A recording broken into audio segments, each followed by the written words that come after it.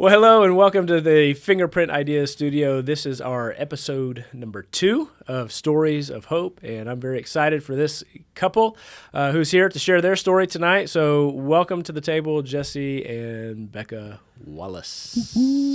Hey, thanks for having us. Yeah. How are y'all tonight?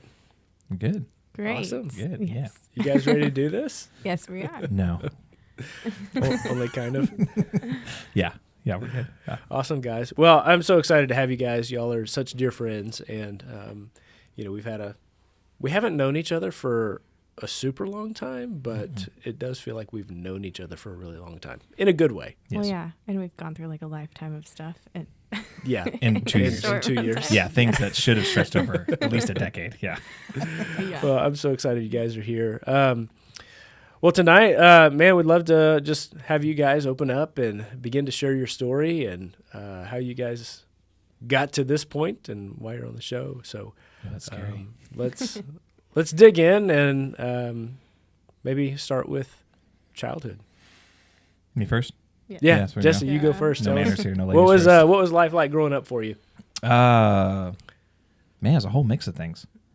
So my earliest memories were good. I was born in Oregon and then moved to Southern California when I was 6, I think. It was me, dad, mom, and 2 siblings. Life was good. My mom was super involved in school and everything that we did, and me and my siblings grew up very competitive, did a lot of sports, all that kind of stuff.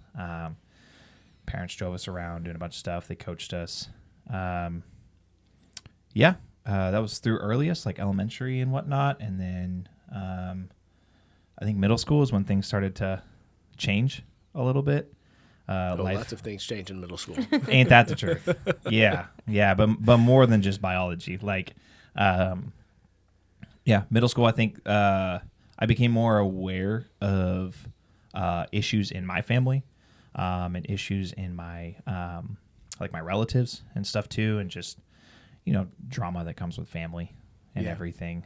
Became more aware of that in middle school and in high school, obviously, and stuff too. And I'm trying to figure out how deep you want me to go. Like, Well, this podcast is about going deep. Okay. So. all right. Growing when I was younger, a lot of memories, great memories, awesome.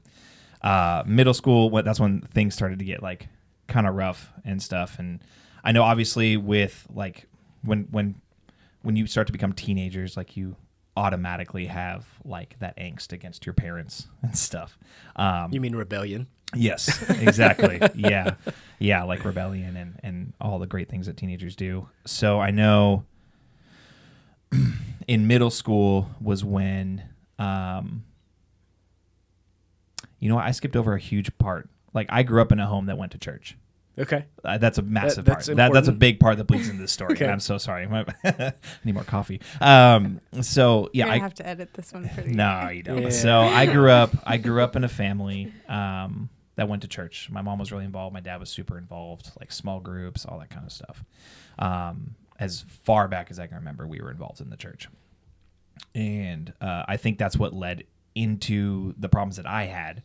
Everything was so heavy in the church that my want and my kind of desire to know what else there was grew as I got older. So my curiosity. Mm-hmm. And so as teenagers are, and I became rebellious with parents, I went to other things outside the church that could be offered to me for those things and stuff. And so middle school was when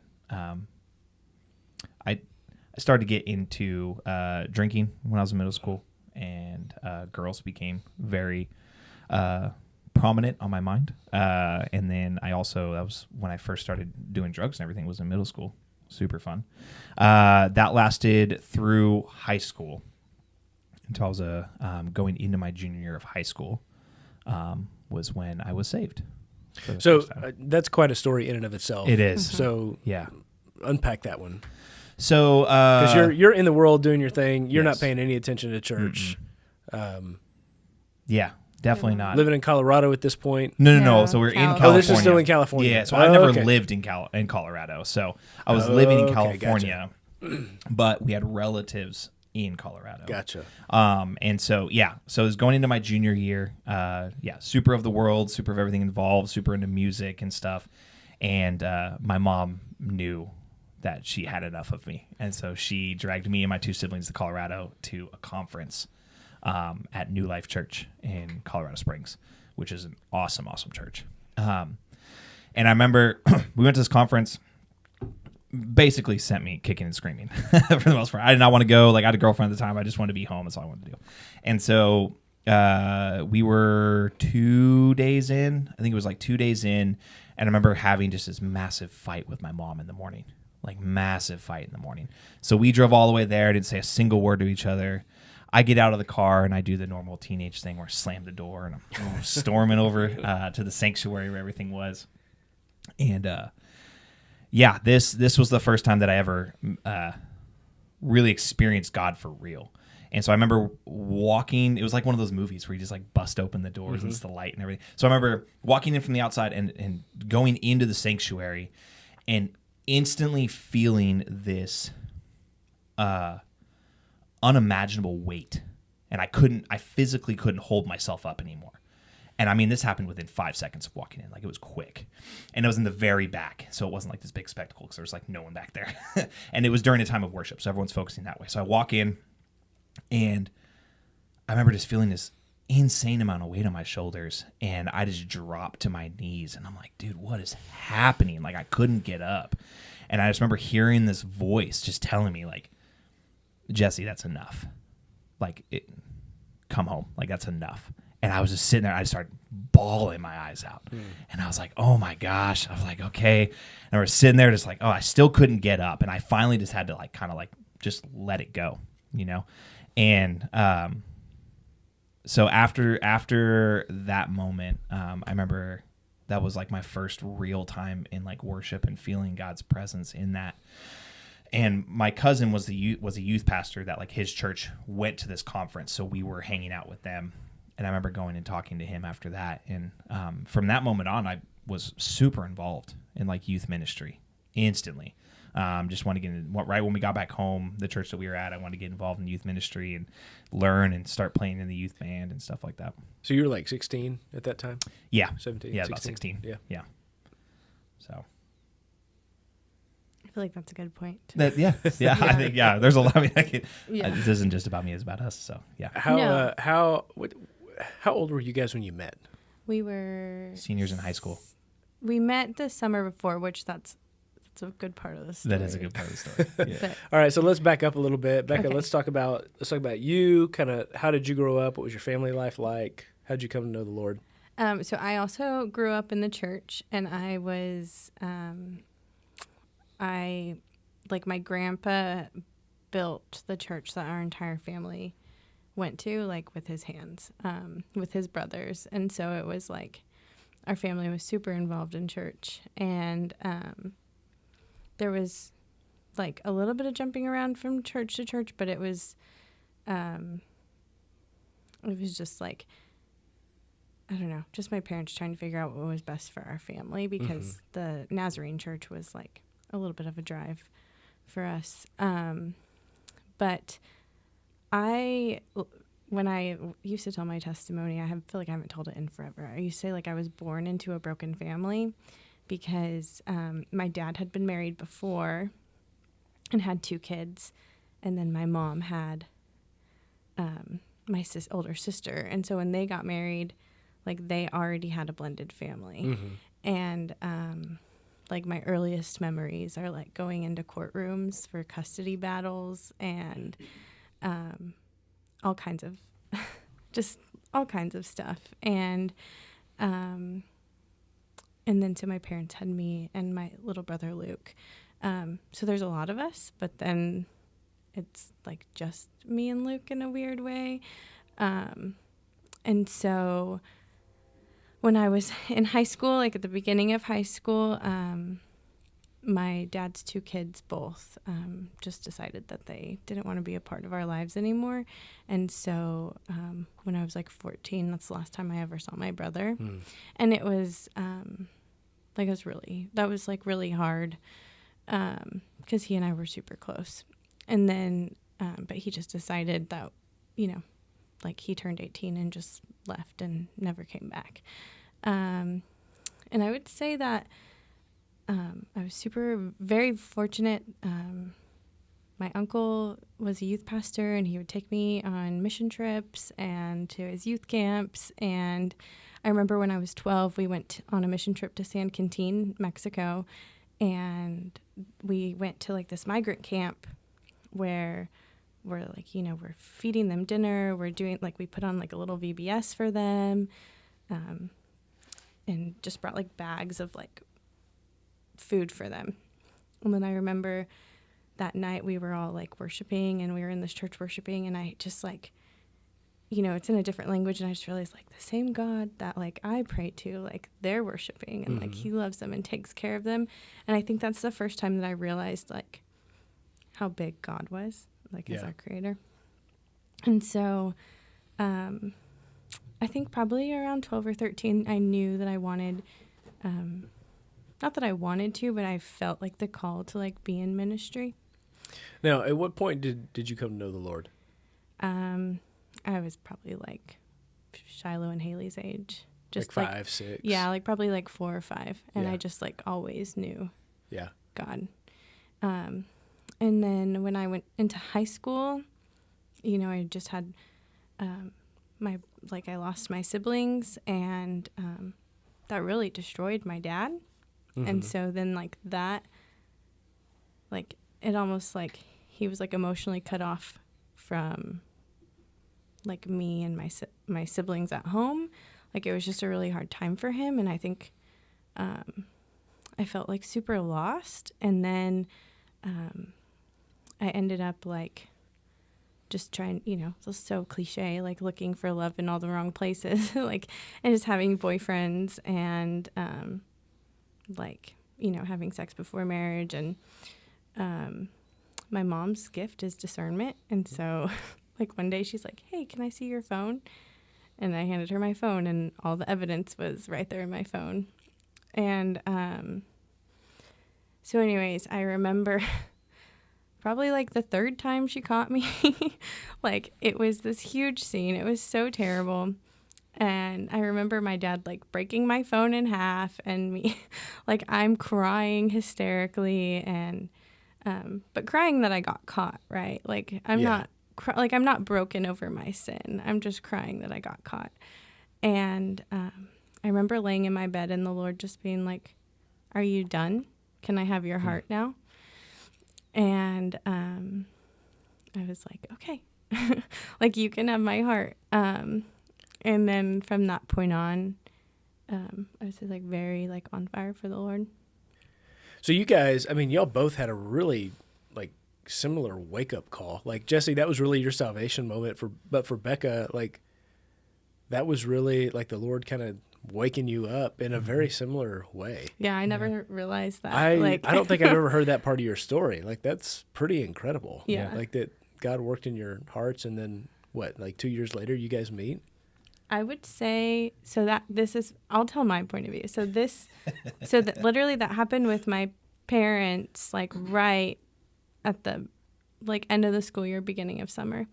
And so then he went to a Nazarene church as well. So then we both went to youth camp. And so we went to in Southern California. In Southern California. The way that Southern California did it was all the Nazarene churches in the area all gathered for one camp. For one camp. Yeah. So we're church camp loved. But so let's hear how did you guys actually meet? Yeah. So the camp had this thing called Campers Hour, where it was the morning, and the students, the campers, led the service, led the worship, like shared testimonies, did all of that. And so I had obviously just like been through all of that stuff with my parents, and I go, and Jesse's leading worship, and then he gets up and like shares his testimony, and I literally remember being like, that's the kind of man I want, like a man that loves the Lord like this. Nailed it. And then like the next words out of his mouth were, and my girlfriend, blah, blah, blah, blah, blah. I took it right back. And so then, not intentionally, but I became friends with a girl in his youth group, like while we were at camp. And she and I became best friends. Yeah. But then Jesse has other memories of me from this camp. So, I like to say it's because I was Very faithful. very faithful. But as we'll come to find, that's not the truth. So, what it was, so as said, I was dating someone else at the time. And the funny part is one of my best friends who I was in a band with, and then another friend of mine who I played water polo with, were both like her ex-boyfriends and stuff. So I always knew of her. Like I heard the name Rebecca. Like I knew of her. But I've never seen her before. And then I was also talking to somebody else. Yeah, that was yeah. like, And she was talking to somebody else at the time, like another boy. and they were all in one cabin. Yeah. Birds of a feather. Exactly. Yeah. And so all of these dudes are just obsessed with her. And I'm like, okay. And so I'm like, dude, I've never even seen her. Like, so one of the grub hours, I'm like, let me go see her. And so I remember seeing her, and the words out of my mouth were, what's the hype? Like, that were literally the words that came out of my mouth were, what's the hype? And so, Sure. So that's where it came from. So my first, like, like seeing her, I was like, oh, what's the hype? But for me, I was like, oh, okay, cool, whatever. Like, my girlfriend type of a thing. And then like she said, she became friends with one of my good friends that went to my youth group. And time passed and stuff, and she was hanging out with our mutual friend, and she was like, oh, hey, do you want to go to my friend Jesse's house or whatever? Like him and our friend CJ are over there, like we can go hang out. And she's like, sure. And she knew CJ as well because like he was in the youth group. Mm-hmm. And so then we just started like hanging out as friends.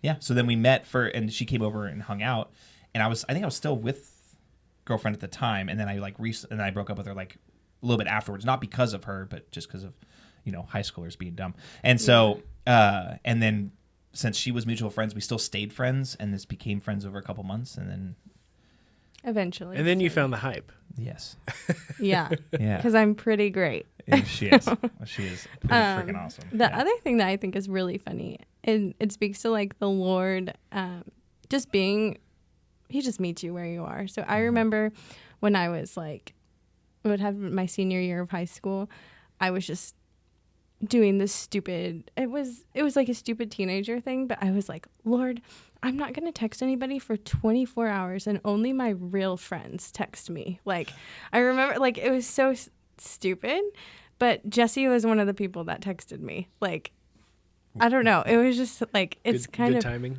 Yep. Yeah. The Lord told me to text you. What's up, girl?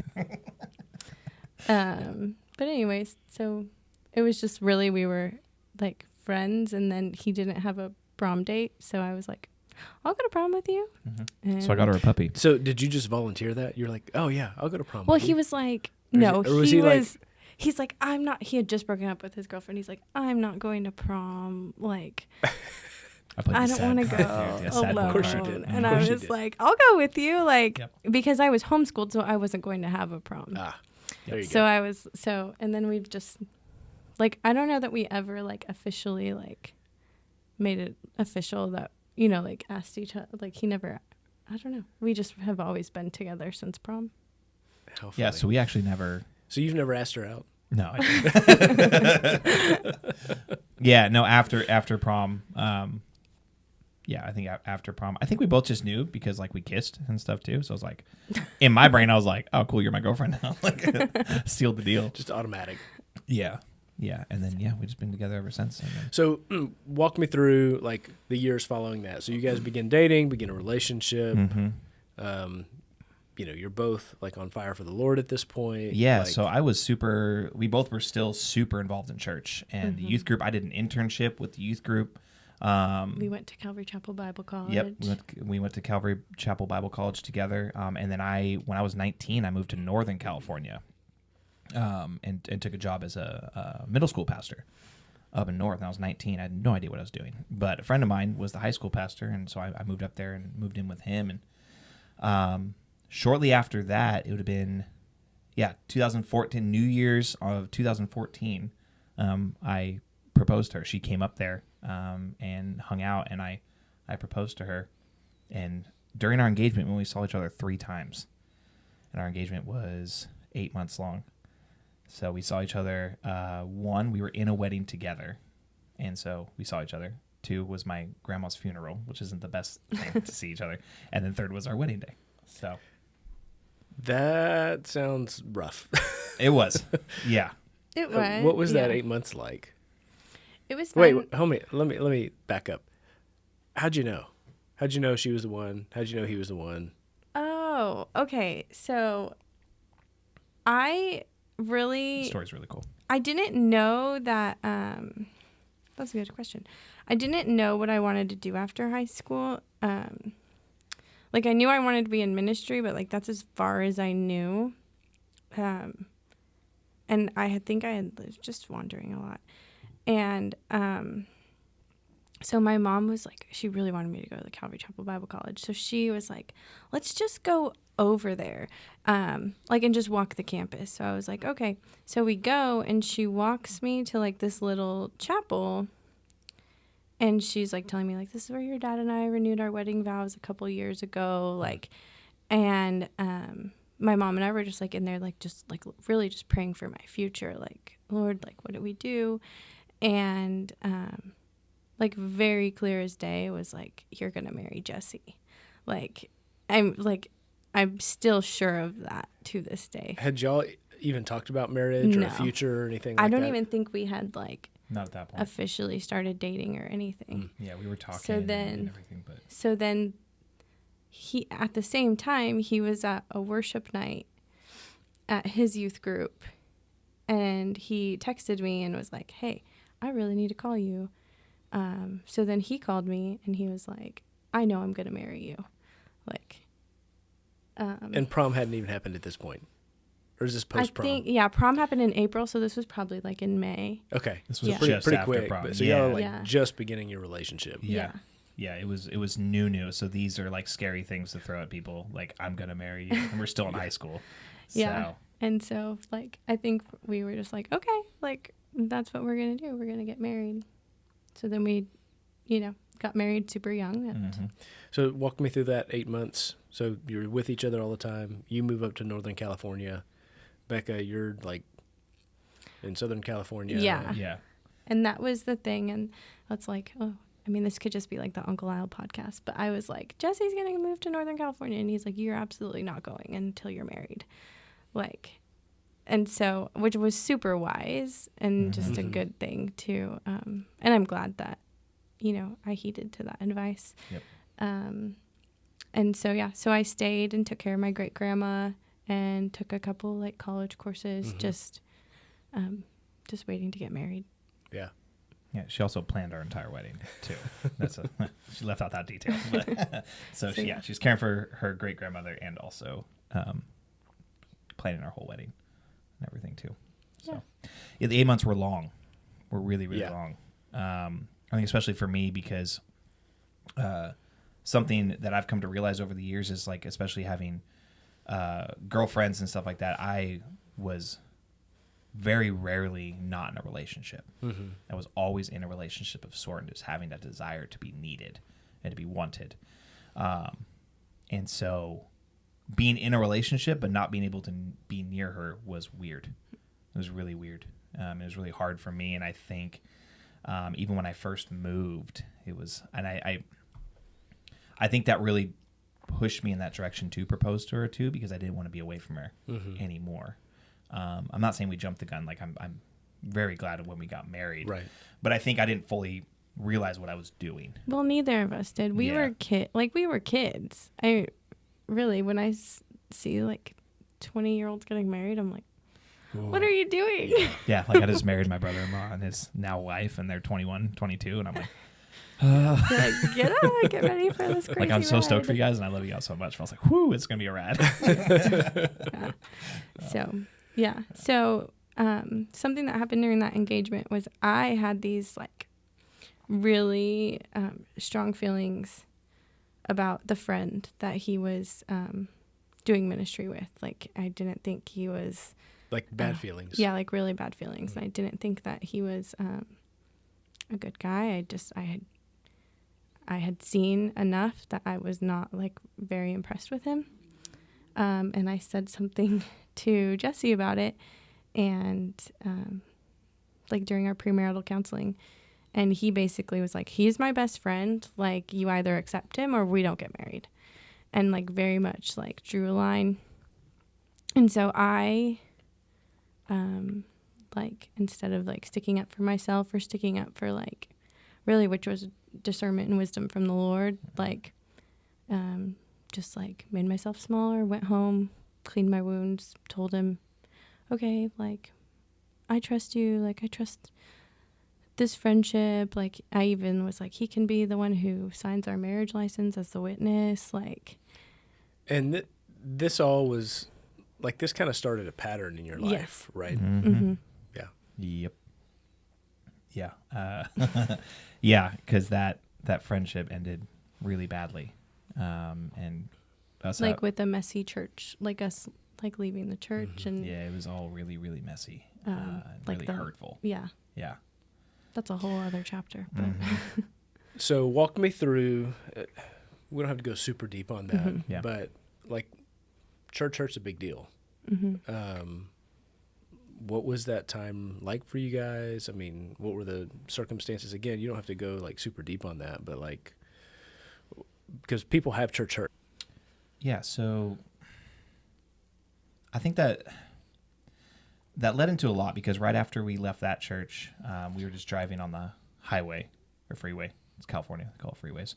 We found another church, and we were kind of just like, that one looks cool. Let's go check it out.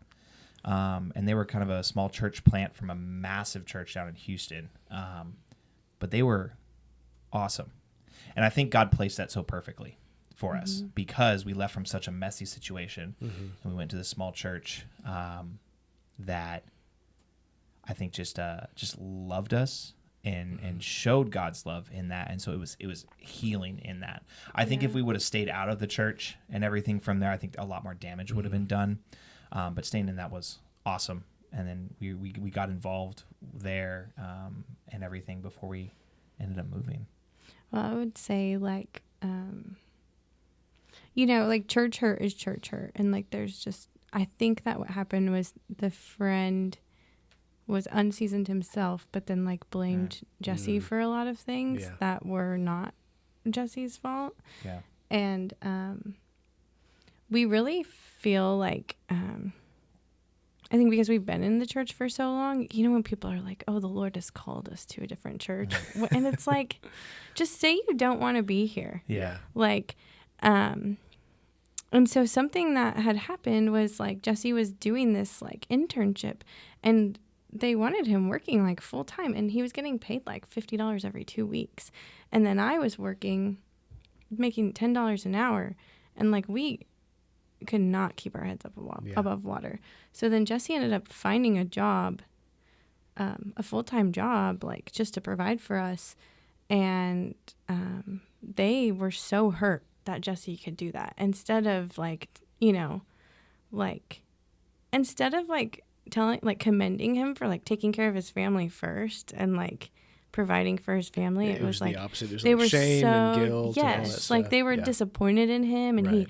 how he let them down, and it was like all my fault that I took him away, like, and he had literally all he had said was just like, hey, like, I still want to like be here as a youth leader and serve, but like not in a paid position, so that there's not like that like Expectation. requirement to like be here for things. But that wasn't enough for them. And so we were not planning on leaving. And I do remember going on Easter Sunday, and nobody would look at us. Nobody would talk to us. And we got in the car, and I was like, that was our last Sunday. And he was like, I agree. Like, it was just very much like, and we were so broken over it because like we it destroyed me, because in that, like, not only did I move 9 hours away from my family, my friends, and everything I knew to like what I like serve God and like do what I thought was the calling on my life, to then be like shamed and like guilted and almost outcasted by people that were supposed to like be mentoring me and keeping me accountable and pushing me towards God. Yeah. And even more so like pushing me toward like leading Beka and learning how to do that. And so, yeah, that weighed a lot on me because I took a lot of that as I moved forward and stuff too. Just wanting to please people and not be wrong. So I started that mentality of like small lies and fibbing to make sure that I was never in the wrong in people's view, that I was always in the right and stuff, just to not feel that same like that shame and hurt again. Yeah, and these aren't like just people like I feel like you know this about us, like we do life with the people in our church. Like we don't just like show up. Like I think I've blocked a lot of that out because it hurt so bad. But like I was just thinking the other day, like we literally sat in the ER with the pastor when he like broke his ankle, and like we sat in there with him for hours while his wife was at home taking care of his kids. And like yeah, it was super hurtful, but like literally we drove past that church and we tried it out and they were so like loving and warm to us, but our pastor called our new church when he heard where we were going so that he could warn them about us. Wow. And so then this pastor comes and has like a sit down with us. And he goes, "Don't worry, I defended you guys. Like I believe y'all's story." We were completely blindsided by it. We're like, whoa. Holy moly. It was just super, it was wild. Yeah. It was absolutely well, and just knowing like the kind of people you are, like I can't believe that anybody would do that. But I did want to highlight, so like both of you early on like developed like very poor habits, maybe life choices. Beka, you just kind of like laying down, like I'll do whatever to keep people happy. Jesse, you're like, oh, well, I'll tell a little lie here, I'll do this over here, just a little deception that creeps in that like it's kind of survival skill, but at the same time like people pleasing and just trying to keep a relationship happy even though maybe there should be tension there. Yeah. And that's spot on because it really was like wanting to be people pleaser and keep people really on my side. Yeah. And I would toe the line as close as I can get it, where I wasn't like either one, breaking the law, or two, like being so far that I couldn't bring myself like back overtly in. Rebellious. Exactly. Yeah, I was really towing the line where it's very morally questionable, but it's not like either on either side. So then you guys leave, go to a new church. You're still what, like 21, 22 at this time? I think we're pregnant with Micah. Okay. Yeah, so I'm 21 and she's not 21 I'm yet. 20.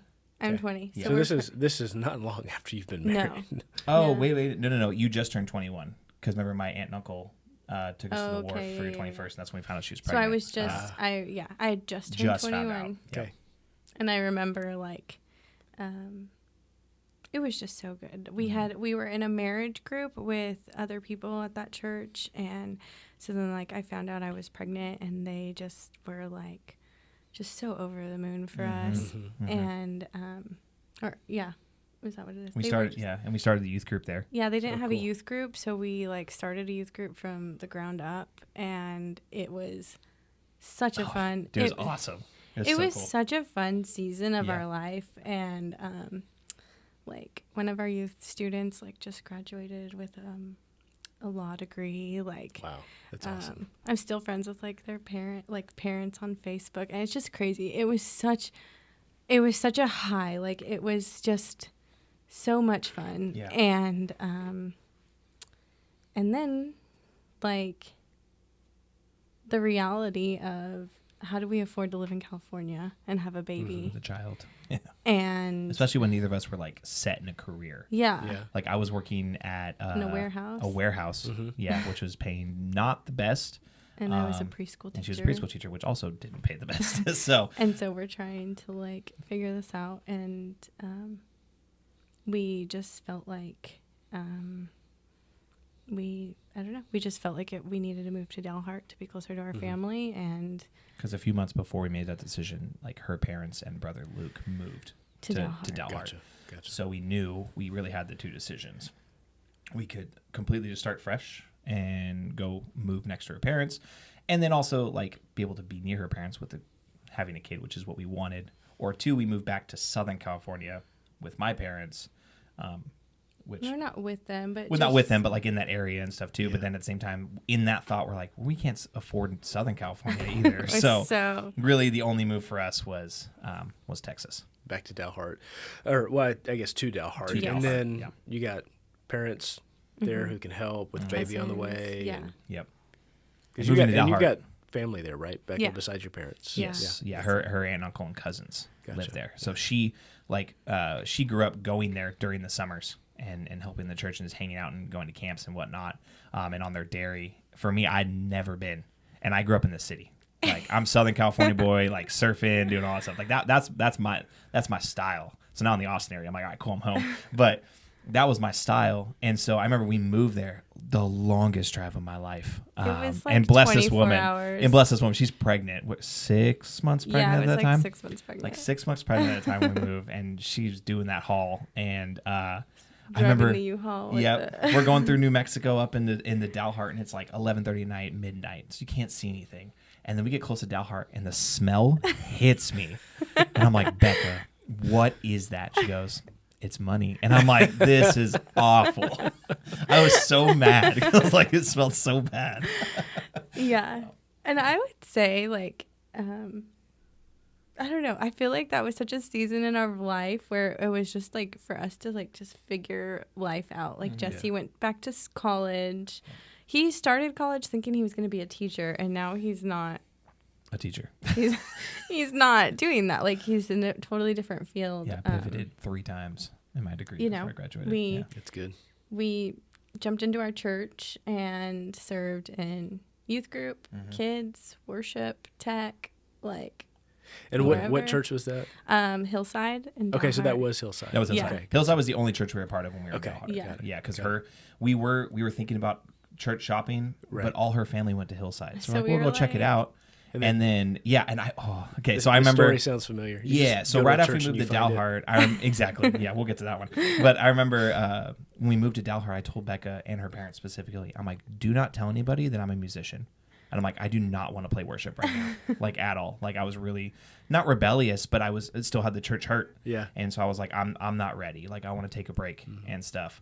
Her aunt, who we love very, very much, has kind of a big mouth. And so she, of course, Dalhart is a small town, so everyone talks to everybody. And so she mentioned that this new young couple that just moved here, that the husband's a musician and he'd been on the worship team and stuff like that. So the worship pastor at Hillside like hunted me down, like invited me out to lunch and everything, and just sucked me right in. And so I got involved. Sounds familiar. Yeah. Yes. So I got involved very early, and he's incredible. Like I had a great relationship with him. He taught me a lot about worship ministry, which is amazing.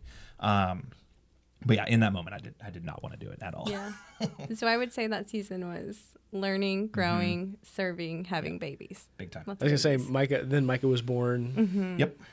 February, a few months after we moved there. Yeah. And then we got pregnant again shortly after that, and we lost that baby. That was a rough time. I think there's only. Yeah, I do. Like, I was so. Before that, like, I can even say, like, with the church hurt, like, God never hurt me. Yeah. Like, so, like, and I'm, like, that's how I felt, right? Like, so, like, everything that had happened or that I had been hurt in the past was, like, other people or, like, outside forces. Yeah. And then all of a sudden, I'm 22 years old. And I'm, like, pregnant with this new baby. And I'm so excited because all I want is babies. And then I have a miscarriage, and I remember, like, Jesse was leading worship or something, and they pass out communion, and I'm sitting there, like, holding the communion, and I literally got up, walked out of the sanctuary, chucked my communion in the trash, and walked right out the church. Like, I was so hurt. Yeah. And sad, and it was like the first time where I was like, why did God do this to me? Like, and now like I can totally like there's purpose in, you know, that story. That was the first time ever that I yelled at God and like said some very not nice things. And so yeah, it was really, really hard because we had Micah and we're both just like, love that boy, and then the chance to have another one, and then just not was, especially being young and just, dude, it was rough. It was really, really rough. And it just like life is never the same after like life is never the same, but pregnancy is never the same after you have a miscarriage. Right. Like it's not like that like fearless joy is just like completely gone. Like because you're afraid, and you know, like all the what ifs run through your mind. So when we then became pregnant with Shiloh a little bit afterwards, it was rough. It was really hard for either of us to become excited to be pregnant again. But then she had a super rare birth, so it was almost like God kind of giving us a little bit of a gift. It was cool. She was born in the sack. I don't know if that was a gift. Well, to her, she was pissed when they popped that bubble. So Shiloh was born in the sack. It's called on call. It happens in like 1 in 80,000 births. So like my water never broke, and so she just like came out like. Wow. So the reason she's saying it wasn't a gift is because of the amount of pain that she was in. It was like because it was just not fun. But I got to see it, and it was the coolest thing I've ever seen. Like that was awesome. Like a little alien being born. Exactly. That's exactly what it was. Yeah. And then I remember she was so peaceful, and the doctor popped it and instantly started screaming. She was so pissed. I tell her a story and she laughs about it. But so then we have Shiloh, and she's a little rainbow baby, and awesome. And so we kind of get to enjoy her and enjoy more of her. And I would say that this is probably like a good time to say that this is when I knew something was wrong with Micah. And so I went to the doctor at, I think it was Shiloh's like 6-week checkup. And I was like, I've taken child development courses, like I've taught preschool for a few years, like something's not right. And he referred me to a counselor instead of Micah because he thought it was like having like postpartum issues. And so that was really yeah. So thinking something was wrong with her instead of our son. And so that starts the battle yeah that we've had to have for Micah. All right, so let's talk about that a little bit. Yeah, it was really difficult with us having to navigate that in a small town, because in a small town, hospitals and doctors are just different. It's just different. There's no very resources. Old school. No resources. Like, well, this is kind of it. Like end of the road. Exactly. And so we kept trying to figure out, but we would notice, like she said, like when playing with friends of the same age as his, like he acted differently. And we're like, okay. And so we started figuring that out. And then the closest resources are an hour and a half away, and the wait list is 4 or 5 months to even see. No, like 8 to 12 months. That's right. Yeah. Sorry, like 8 to 12 months. So like a long time to even like be able to even go and see somebody. So by that time, it's another year of us trying to figure this out, and tons of Google searches and stuff so like I that. would say there was like, I started teaching at the private school, and so he was 3 years old. He started there. It was crazy, and I was like, well, it's because I'm his teacher. Like maybe that's the problem. So next year will be better. Well, the next year, like everything got worse. Yeah. And so then he got diagnosed with sensory processing disorder and ADHD with oppositional and defiant tendencies, which like is crazy to put on like a 3 or 4 year old. Yeah. And then kindergarten, he's bigger. The behavior's bigger. I, at this point, am pregnant with Marigold, and things have like reached the point that like they're completely out of control. Like, I went on maternity leave.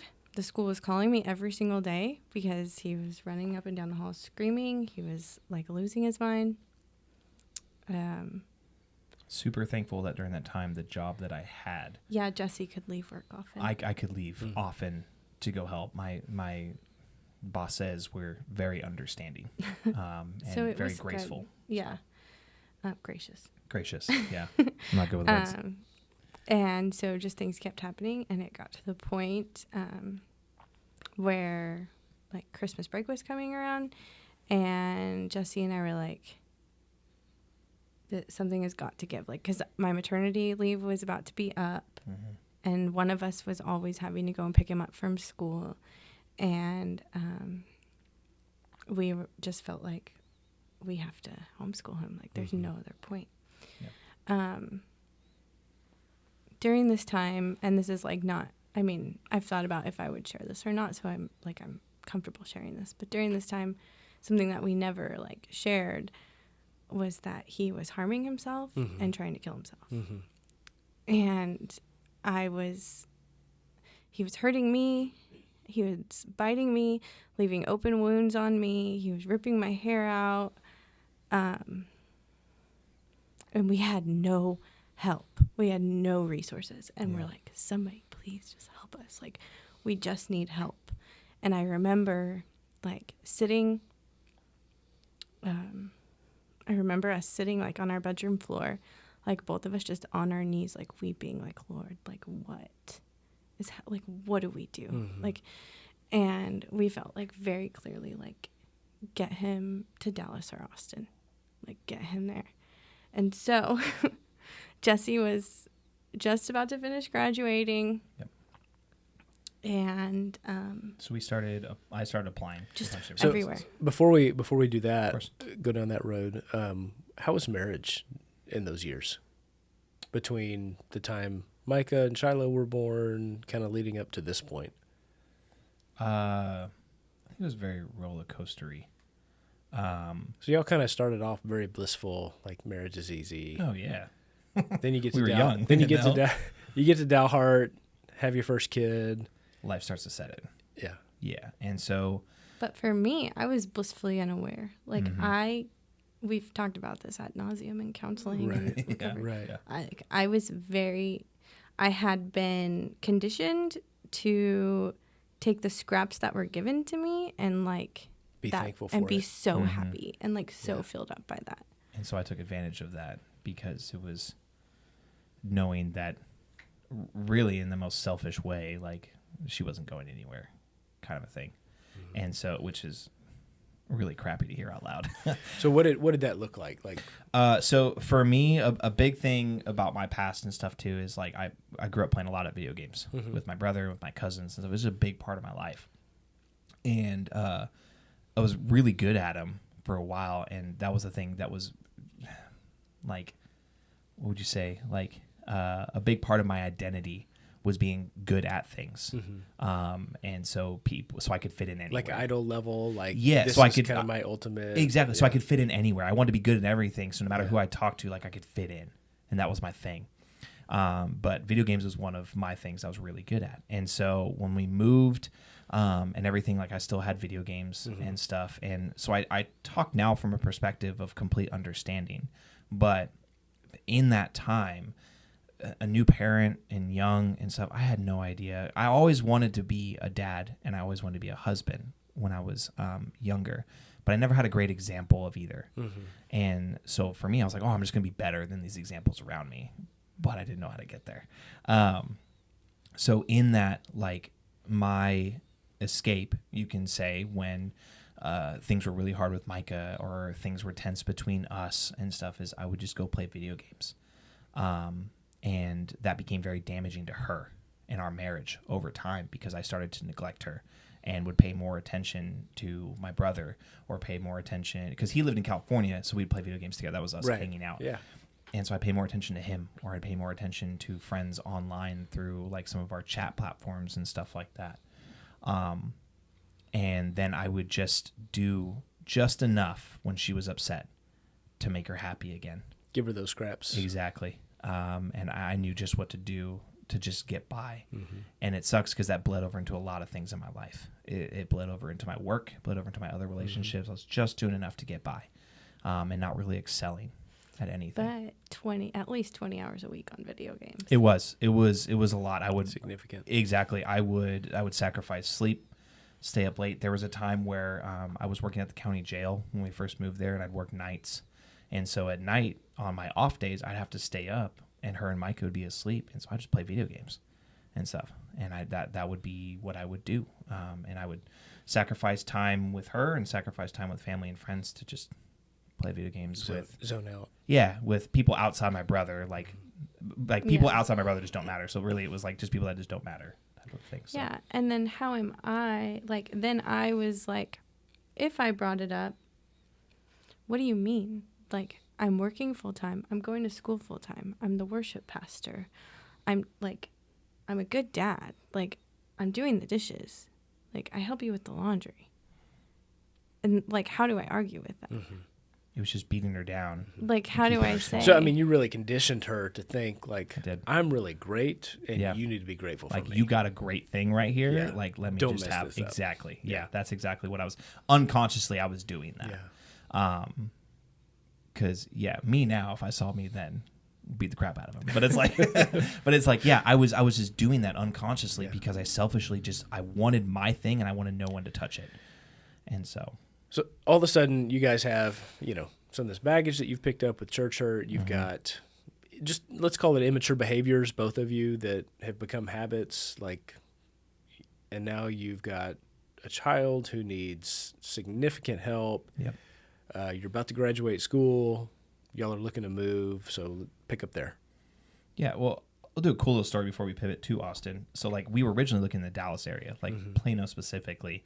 So I was applying to a bunch of places out there, and I got really close, to the last interview at one place, and we both thought, all right, cool, this is it. We're gonna move, this is what we're gonna do. Ended up not working out, so we're like, oh, okay. Ended up not getting it, and so I was still applying. She already joined a Moms of Plano Facebook group. Hey, I was feeling, Proactive. Yes, I was exactly.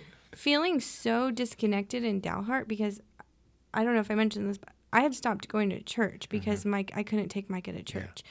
So I stopped working. Oh, and at this point, I was the worship pastor at Hillside. Right. So I seriously was completely isolated with this kid and my only adult connection was Jesse. And so I was who was half checked out. She only got this yes, much. Yeah, exactly. I was so hungry for connection. So I was so I'm going to make wherever we move better than this right now. Mm-hmm.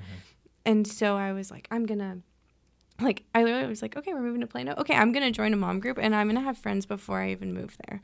Yeah. That's that. I just wanted that. That was her mentality in it all. And so when it didn't work out, she was still part of that group.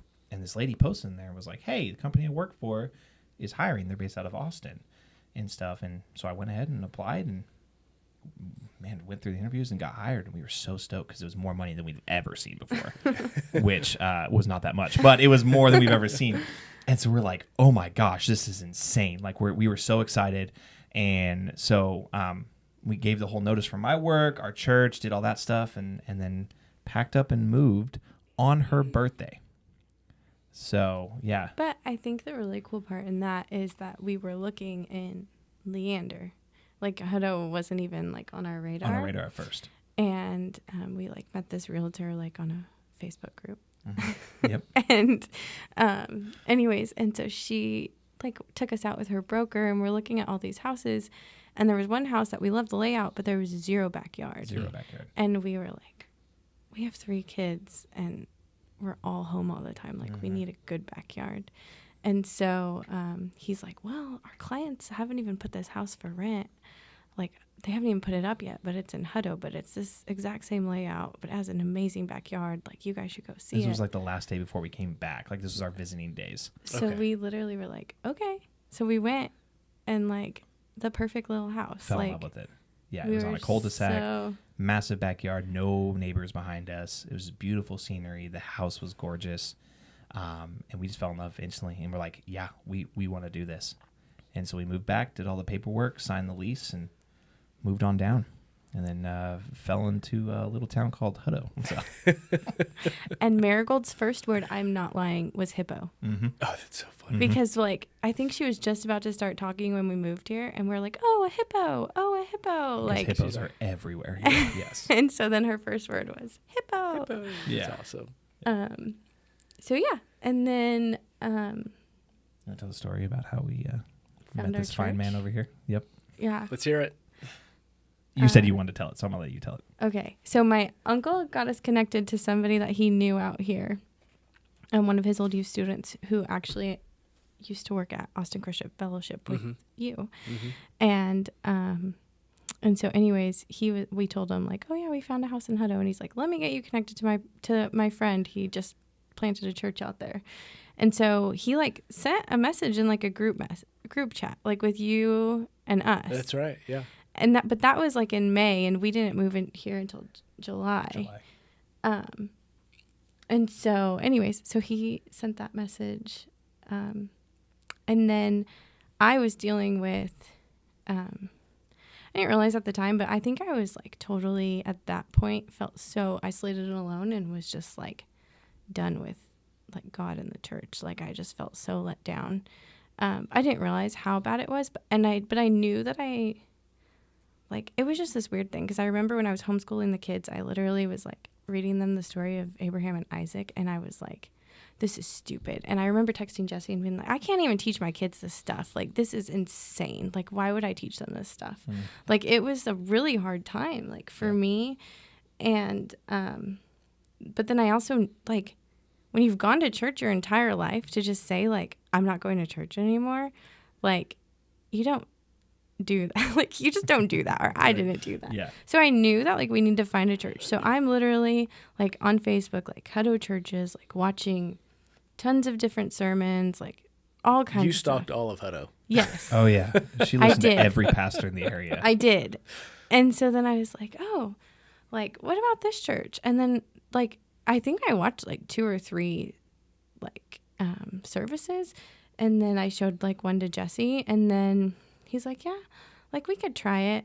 And then I'm like, I think this is the same church of the pastor that, like, Gabe texted us a while ago. Like, it was just so weird how it was like Gabe had already connected us, but it took me, like, You didn't make the connection in your head. to recognize no, it. not until after we were like, oh yeah, we'll try it. And then we had been driving on 1660, like, because we live off of it, and we kept passing the church playground, and the kids kept asking to go there, but we didn't realize that was the church yet. They just saw a cool playground. They They're just were "Hey, like, we oh, wanna the play playground. go It's play not a Yeah. cool playground though. Like, it's just, It's really not. it's just like Well, and it's like, So- even if you're like, that's pretty perceptive of them to even see it Yeah. from 1660. Yeah. So they just kept going like, can we go play on that playground? And I'm like, I thought it was somebody's house. So I was like, no, that's somebody's house. And so anyways, we went and we were like, well, we'll just try this one and then we'll go to several different churches. But every Sunday morning, like, we'd get in the car with intentions to go to a different church. And the kids would be like, we want to go to Hutto Community. And I was like, I want to go to Hutto Community. We both were 100% ready to And just try so many so- different churches. Yeah. And we just kept showing up at HCC. Like, It was really funny because I think y'all even said, like, hey, we're probably going to try some other churches. And then We y'all, did. like, Sunday after Just Sunday, like, yeah, did we're it. just here. and it's funny too, the first week that we tried it, you weren't even there. Yeah. Like, we met that's Bob right. first. Bob was teaching that That's Bob Sunday. was right. preaching. Uh-huh. Yeah. So we met Bob first before we met you. Mm-hmm. I forgot So, about that. I don't know. I just think, like, the Lord really directed our steps to, like, be here. Mm-hmm. And I think it was And- too, because like we both had that hurt still. Yeah. And then you and Brooke took us out to lunch. Yeah. And I, that like, second Sunday. cried like a baby. Yeah. I don't do that. And she doesn't I do was that. Like, Like, she does I not was cry in front of like- people. And I remember just like I'm usually a pretty open person, but I was hurt, so I was like, I'm just not. We'll just whatever. And I remember just being so open, but like with aggressive undertones, like. But yeah, it was weird, and we're like, "What the heck, dude?" Like, it just poured out of us. Well, and then all of a sudden y'all were in small group, and I remember the one specifically where we were, we did the fires on the back porch of the church, and like I think that was maybe the time where y'all like really opened up about Micah. so. like and- Micah especially, and like, you know, things people had said, and Yeah, you know, like that was pretty Yeah. intense. Yeah, I cried more. Mm-hmm. I honestly, I'm serious. I never cried until I moved here. Welcome. Blame Blame it on the I was allergies. about to say something in It's the air. like, Yeah, it it's is. the And I've allergies. got cedar fever. So you guys start coming. Joey's our worship leader at the time, and Mm-hmm. then he's got family stuff going on. Needs to work and provide for his family. Yep. Steps away. Immediately, I'm like, hey, Yeah. hey, help me out a little bit. And Yeah. So at that point, I've already been playing in the worship team with Joey and everything, and playing bass and stuff, and so I was already involved. And I remember when we heard that Joey was leaving, even Joey mentioned something to me too. So we were talking to Beka, and I'm like, "Is this something that we do? Like, are we going to do this?" So we kind of talked about it, and then you asked me, and so we ended up having that interview and everything too, and then I ended up becoming worship pastor at HCC. And then it wasn't long after that we cornered Beka. Mm-hmm. Who was it that talked to you first? Was that Gina? Gina. Yeah. Yeah. Yeah, Yep. because she was kind of like overseeing stuff. Yeah. And there was And it mentioning of her being a preschool teacher and stuff too. So like the children were something that was involved as well. I think probably you knew that I had been teaching. Yeah, we talked about it. Yeah. So I thought it was there. So then it was just like, oh, can you teach on Sunday mornings? Sure. And then it was like, we're also looking for a children's pastor. Just gonna slide that. And in then there. I just I loved our church, Yeah. and I will. It's amazing how fast like everything really shifted for y'all. Mhm. Like I don't know like if the Lord really did healing in your heart during that time for past church hurt or like what, because I even remember some of those early conversations, but like that was, I mean, it wasn't that, it was less than a year, 6 months maybe, and both you guys are then on staff. Yeah, I will say, like, there's two instances. So I told you, like, the Abraham and Isaac thing when I was homeschooling the kids. Gina, I started the small groups, and I went to the women's group, and then Gina texted me, like, the next day and was like, I really feel like the Lord, I think I have it as a voice memo. It would be fun to go look back. But she's like, I really feel like the Lord, like, laid this on my heart to tell you. And it was about the story of Abraham and Isaac. And it was like, I would have to go back, but it was basically like, how it was just all out of love. Like God did that all out of love. And he knew like that Abraham was like afraid, like, and that he had like compassion for Abraham and that. And then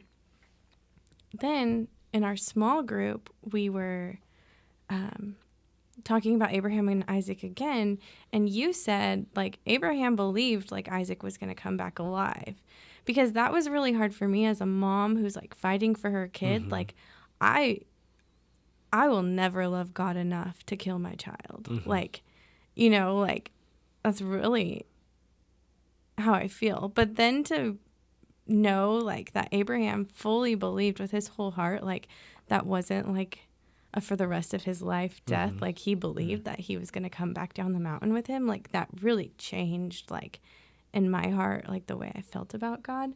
And I really felt like I felt just God's like compassion and like brokenness over what we were going through. And I knew that he was sad. Like I knew he was sad for us, and that I also knew that he loved Micah. So that's kind of the stuff that like shifted in my heart during that time, and just my willingness to like jump both feet into our church and like serving our church. Our church. Yeah, our church. Yeah, Did I say that? I thought I heard your, but Oh, no, I said our church. I did say our. all right. So then we get to, you guys are both on staff. Then you start getting involved with youth stuff and start leading there. Yep. Yeah. Because the that ball was is really kind of rolling. We were. Yeah. It was the Wallace show. Yeah. For a lot of different things. It's not a good thing. And then your kids got into A charter school in Austin. Yeah, charter school in Austin, which was a big deal. Mm-hmm. That was, even all that was answered prayer. Like y'all had 100%. like struggled so much with that. Yeah, because homeschools wasn't it. Micah and being taught by us at home is just not the move. Shiloh, Shiloh was excelling like crazy because that's just obviously it's really funny when you have a special needs child and a not special needs child, and they're both together. You're like, oh yeah, I see the difference. And so we were like, we desperately wanted to. We did not want to put him in public school, but we started looking at the charter schools and everything. So they got in Austin, and it was an absolute godsend. The sped teacher there was incredible. Like Beka still has a relationship with her and talks to her, even though we're at a different campus now. Micah's teacher, we are good friends with, and Shiloh is in his class now. Him and his family. Ahead of the story. What? You're getting ahead of the story. Oh, sorry. I'm throwing stuff in there. Like, yeah. But that all that to say, this is a huge answered prayer. 100%. Yes. Like, yes. Been a huge blessing to your family. Yes. It was God really paved a way for you guys, not just for church here in Hutto, but also for your the kids. School, Yeah, in the school. And it was so funny because it was so scary to me. I also had, during all of this, was being treated for major depressive disorder and severe anxiety. And so, like, I genuinely judged parents that would send their kids to school because, like, you don't know who's going to get shot up. How could you do this? Like, I had all of those feelings. And so then I'm like, I'm hearing the Lord tell me to put them into this school, like, plain as day. Like, this is where this is where they need to go. And I have my anxiety. Like, it's literally like these two things. Like, it's the Lord and it's the anxiety. And they're both the same volume. Yeah.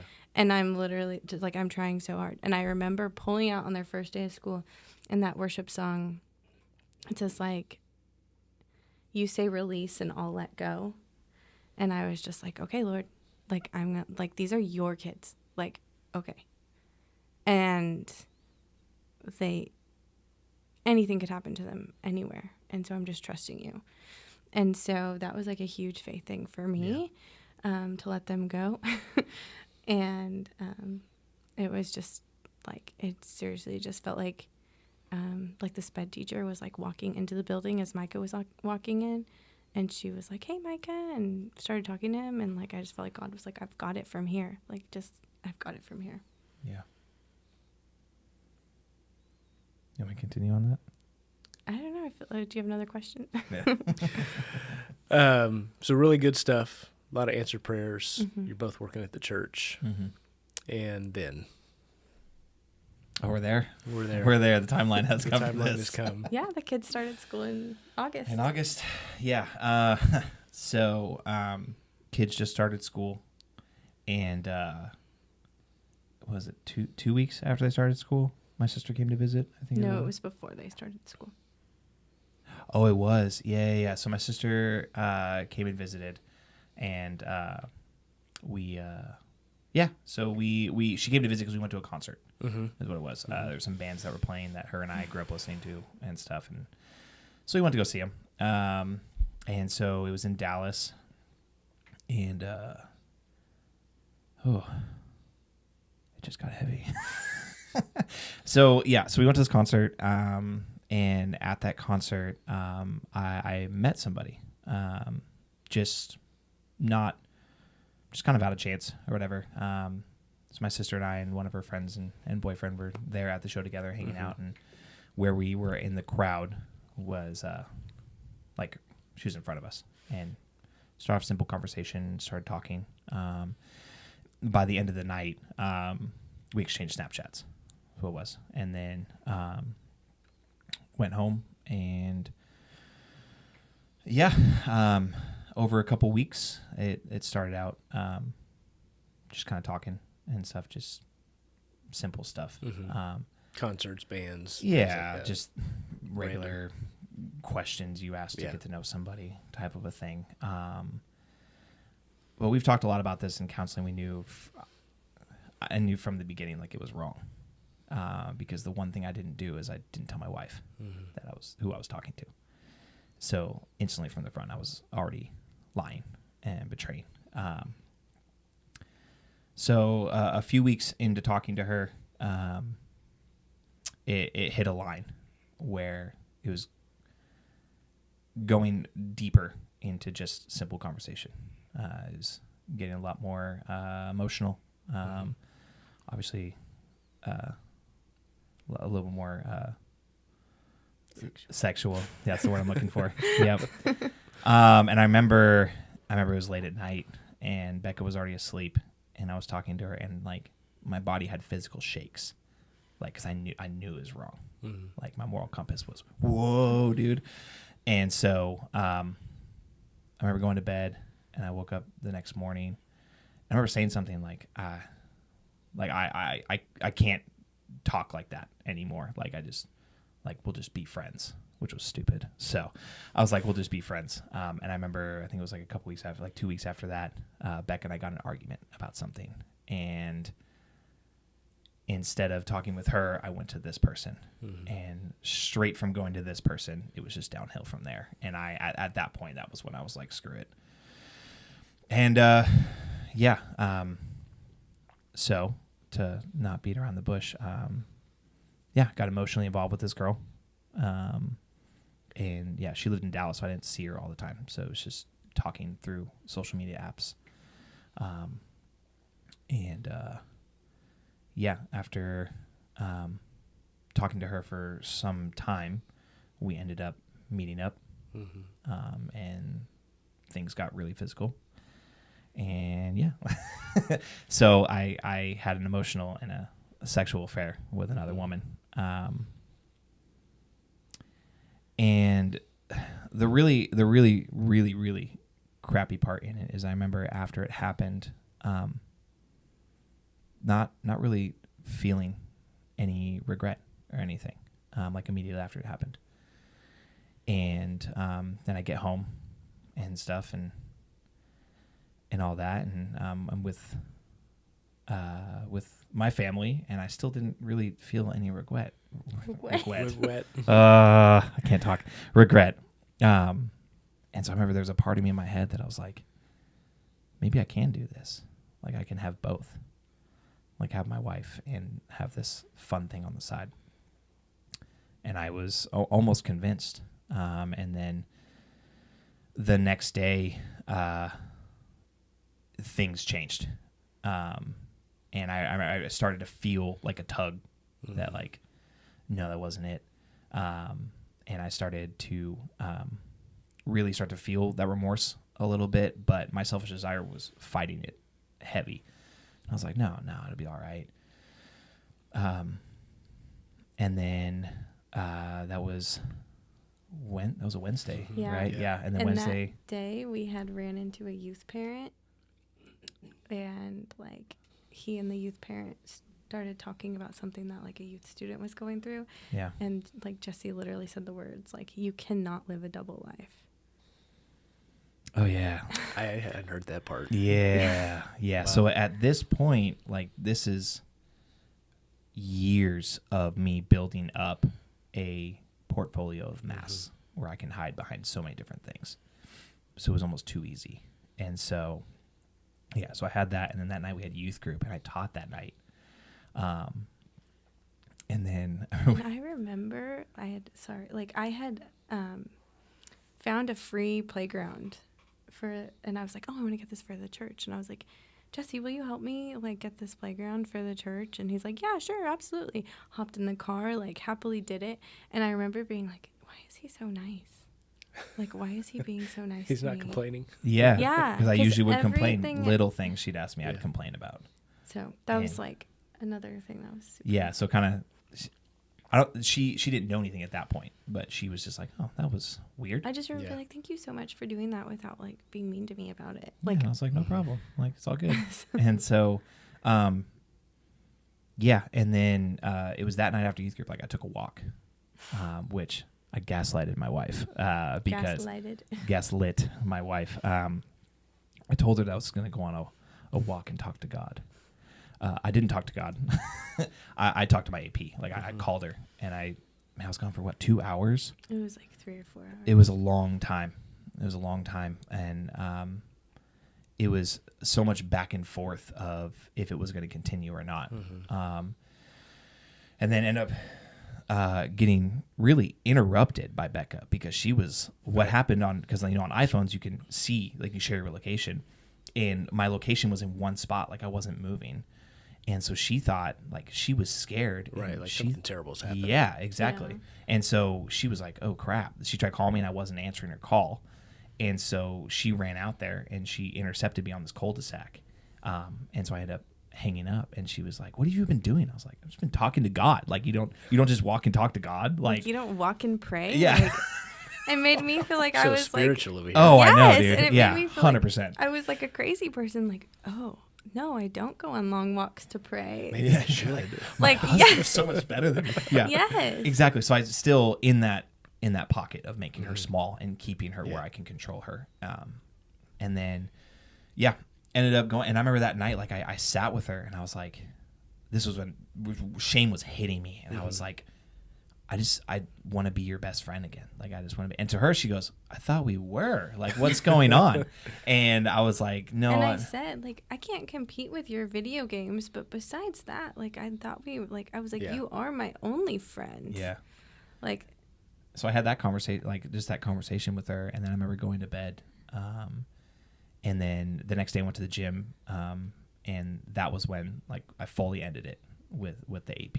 Mm-hmm. Like we ended A it. fair partner, just for Sorry, those who yeah, don't know yeah. AP. Our program that we Yeah. went through, Yeah, it's AP, yeah, fair partner. So ended it with her, and now my mind's racing. I'm like, okay, I gotta tell Beka. I gotta tell her. Like I just, but I've been so used to years and years and years of just not admitting, not manning up to anything, and just hiding whatever. And so I was like, in my mind, I was like, I got to make it the perfect thing. Like the situation, I was still trying to control things. Yeah. And I was like, I have to make sure the situation is under my control so I can control how she reacts and how things come out and all that kind of stuff. So I was trying to find an opportunity all day Thursday, but just Micah was having a really bad day. Like all this, I couldn't figure out the exact moment. And I was like, all right, so didn't do it Thursday. And then Friday comes around. And I'm working. I'm still trying to figure out. I'm like, all right, how am I going to do this? And she was like, hey, like, we need to go get the kids or whatever. And I was like, oh, like, I can go get them. Like, I'm not doing anything at work and stuff. And so, I think you asked me to come, like, cuddle you on bed no, or something you like that. just came over. Oh, that's there. right. Yeah, you were laying on the bed. Like, I think you were doing some work, and I came and just laid next to you. And so she's just holding me. And it was just normal or whatever. She's holding me or whatever. And then I said something, and she goes, He was like, look, my hands are so clammy. when I get nervous, my hands get really clammy. Okay, like really, really clammy. That's why I never did rock climbing. And so, so my hands get really clammy. And she was like, she said a simple thing, like funny, joking. She was like, "Why are you sad, boy?" Like, that's what we say to, like, the kids or each Yeah. other, like, to, like, Yeah. kind of, like, Lighten the mood a Yeah. little. Exactly. Yeah, like a Yeah. little bit of humor, and this is how like our love language is. Like we have humor and stuff. And she's like, "Why are you sad, boy?" And I was just like, "I'm so sorry." And she's like, "What?" And I start crying, and I was like, "I'm so sorry, Beck." Which and is it's 7 minutes before we have to 7 minutes leave before I have to pick the leave to go kids. get the kids. So like, and we have to from drive school. 40 minutes to go get them. So not a lot of time, not ideal, not the perfect, but something broke in me and I just couldn't keep it. And it just poured out. And she starts asking all these questions. She goes, "What, did you cheat on me?" And I was like, "I'm so sorry." And she goes, "Wait, what?" And she like sits up. She goes, "Are you serious?" And I was like, "I'm so sorry." And she asked like, look, like who was it? Where was it? All this kind of stuff. Just really quick questions. And he's not answering. Like, he's Yeah. like, I'm asking him, and I feel like I'm just like, when? give like, it to me. Yeah. How? Like, we both work from home. Like, Yeah. what do you mean? Like, and he's like, last week. And I'm like, last week when? Like, and he's like, okay, like Tuesday. Like, So it wasn't last week. It was 3 days ago. Yeah. like, it was just like, Yeah, exactly. And just the simple questions. And then she was like, she said to me, she goes, "It's okay. We're going to make this work, but you got to go get the kids." And I was like, yeah. So I remember being like, oh, I do. So I went and got my shoes, and then she's on the phone with somebody, and I tried saying something to her, and she's like, "Just go." You were on the phone, by the way. That was who she called. Yeah. And so, I was like, okay. So I leave with this false sense of like, it's going to be okay. Like, it's going to be okay. And I'm like, all right. And so I feel this relief. Like, all right, it's out there. Like, when I get home with the kids, we'll talk about it. And then I leave to go get the kids. And then plot twist, when I go to kids, I'm in the drive line. There's still like 30 minutes before I'm picking up the kids. And my AP adds me back on Snapchat. And I literally go, God, what is going on? Like, no way. And she literally just says something like, oh, I was just seeing what, like some manipulative sentence, like, oh, just make sure your life is good without me type of a thing. And I was like, no, I just told Beka, like, it's serious. And in that moment, she starts trying to plan something to like scheme it in a way where like Beka won't know everything. And she goes, oh, you need to say this, this, and this. Like, we're going to do this false number. Like, you're going to say it was this name, like scheming all these things. And I remember in that, my selfishness was still there. So there's a part of me that was like, oh, okay, like maybe I can do that. And there's this other part of me that's like, no, dude, that's not going to work. Like, I know Beka, that's not going to work. Like, she's going to ask a million questions. She's going to get to the bottom of it. I was like, I can't hide from her anymore. And so that day progresses. Then you call me. Do you want to tell yours right here, or do you want me to continue into the night? No. What do you want? Whatever. There's a lot of parts from here, and so you, Beka, why don't you jump in? Yeah, you can jump in and fill in a little bit. I would just say, like, I genuinely had no idea. Like, I remember when you called me. Like, I don't know that I'll ever forget it. I thought you were joking. Oh, yeah. Do you remember what you said? Yes. I said Jesse can't lead worship on Sunday, didn't I? No, you were like, you need to fire Jesse because he cheated on me. And I'm like, what? Like, this is a joke. Because, like, it's Friday. Like, it's my day off. We were at... We try not to call you on Fridays. We were at, like... Formula One, Yeah. like with family, and I'm like, this is a joke. Like, you're playing a mean joke on me. Like, and then like I hear you yell at him, and I'm like, oh shoot. Yeah. I don't think I yelled. You kind of did like you need to go. Like it was. Yeah, it was pretty stern. Yeah, it was. You had that He scary literally look was like, yeah, like I was like, all right, I'm going. Yeah. I was just like in complete shock, and like he wasn't like answering. And then when I was like a teenager growing up, my dad like had this rule, like if I broke up with a boyfriend, like I wasn't allowed to get back together with them. Like just very like it was very much like no. And so and it was like he also like conditioned me to like not like be drama. Like so if I had like drama stuff with like boyfriends or like friends, it was very much like just cut it off, like knock it off. Yeah. Which I don't know is like wrong, but then I really felt like I couldn't even like talk to Jesse or like even text him because I felt like I was being drama. Like I don't know, it was like this weird thing. So then I'm sitting there and I'm literally like in shock because this is like we've been together since I was a kid, and like I just remember saying over and over again, like my Jesse would never do this. And so I was just like in absolute shock, and I was so sick. And one of our elders like showed up at our house not 15 minutes later after I called you with food, like bags of food in her hands, and just started making the kids dinner. And I just knew, like, I didn't know what to do, but I knew enough that I knew that, like, people were going to be coming into my house. So I started, like, cleaning my house. Panic cleaning. Like, I just didn't, like, I just genuinely was, like, so in shock. Yeah. And then I knew I had to do stuff for, like, a youth event we were having, like, the following week. So I tried to go to, like, the store, like, with the elder. And I just, like, went to the bathroom and I was just throwing up. Like, I literally couldn't, like, I was sick, like I didn't know any details, and I felt like everything I asked him, he was like not like being 100% honest. And so yeah, that's kind of like mine was just like I was in shock and I was sick. Yeah. I was still trying to control the narrative. Even though I confessed on a technicality, like I still was trying to control the narrative. Right. And so yeah. So then at this point, like she's already talked to you. Obviously, elders know by this point. And then you called me right when I saw your name. I was like, all right, I already knew what this was. And I remember you pick up the phone. And you're like, what's up, dude? I'm like, what's up? And you go, well, you already know. Like you didn't have to say anything. And you're like, can you meet me at the church? or whatever tonight. And I was like, yeah, I can do that and stuff. I remember I took Micah to jujitsu or something like that, and I came afterwards. And even before I walked in, like I already took the key off my church key off the ring, had my card ready to give to you, like everything. Like I already knew that part of it. And I think that's the really sucky part about this too, is all through the affair, I knew like there's consequences, obviously, but I never took a second to think about those consequences and the weight of them all. Yeah.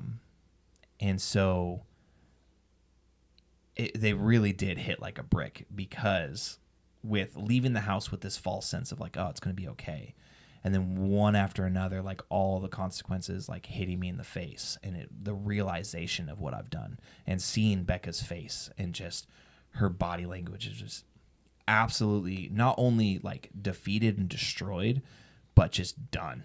Like she was just done with me. She wouldn't even look at me when you guys came to my house. No, she didn't. Yeah. And so I don't remember that. Yeah. And so I remember like I went to the church and met with you and one of the elders, and gave my key and card, and like we talked and stuff, and I was just like, I'm so sorry. Like I remember just talking to you and all that. I remember this. Like Stephen gave me a hug when I was leaving. Yeah. And I went to give you a hug, and you were so hesitant to do it. Like you still did it because you're a pastor. That's what you do.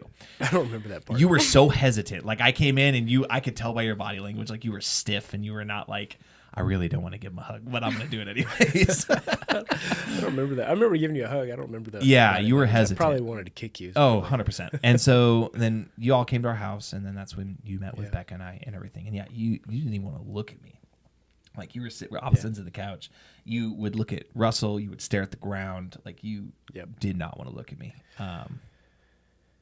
So you walk through the next few days. Mm-hmm. Obviously, like you're just a wreck, both of you, like trying to figure it out. Like, am I going to stay? Am I going to go? Like all those things going on. At what point, and Becca, this is probably a question for you, were you like, okay, like I can forgive and like we can try to make this work? I think I remember you telling me like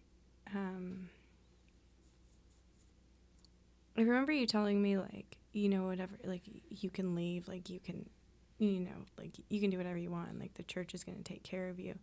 And I remember feeling like, yeah, like for a month, you know, like, and then what? Like, I just remember like, I can't take care of 3 children by myself. Mm-hmm. Like, and I couldn't even get out of bed. And so to even think of that, like that was really hard. And I think like I look back to those days, and I literally for 4 or 5 days laid in bed, and I couldn't sleep. I couldn't eat. I made myself so sick that I couldn't even drink water without throwing up.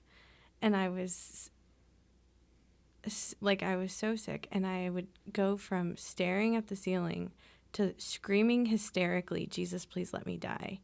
Like for days.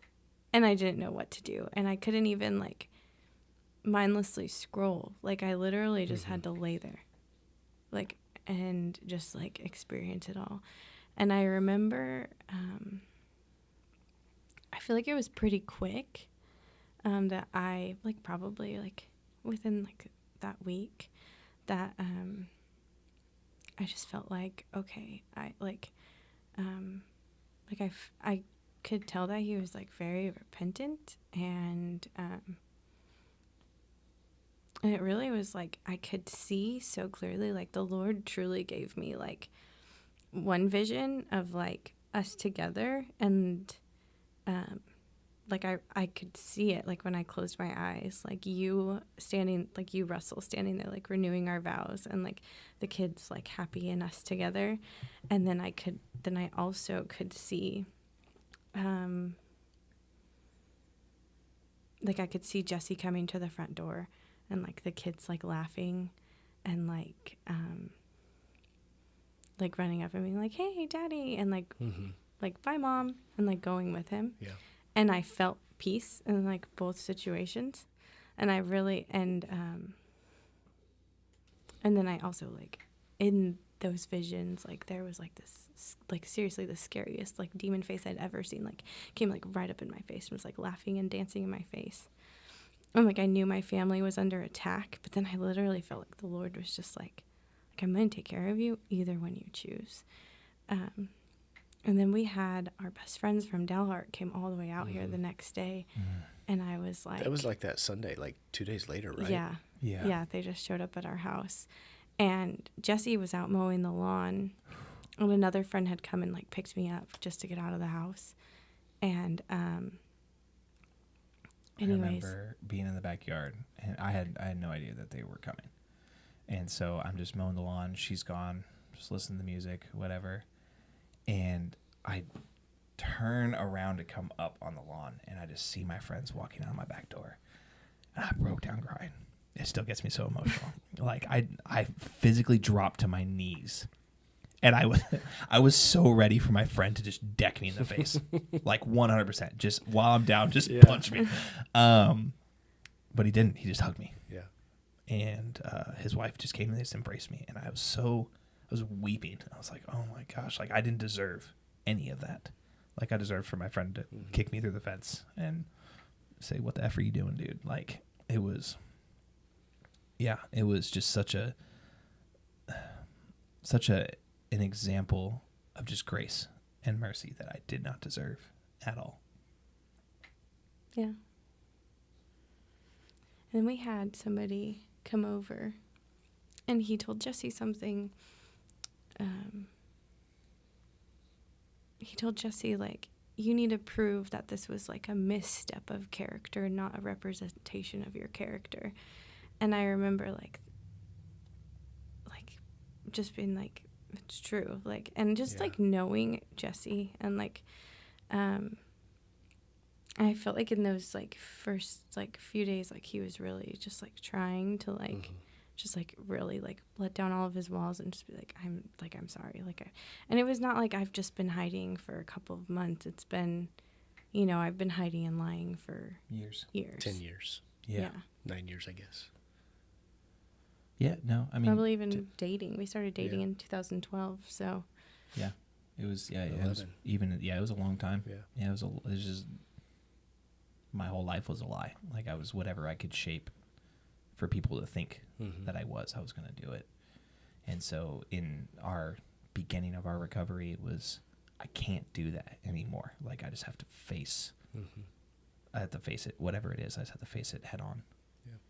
And really quickly, you guys, I mean, you got into counseling, like almost immediately. You forced us. So there's that little part, that which we are incredibly, I don't think you understand how pivotal that was. The counseling and the boot recovery camp program. Yeah. Like really, I think it was even more, just God being awesome, where you had those connections, like you knew of it, you knew people.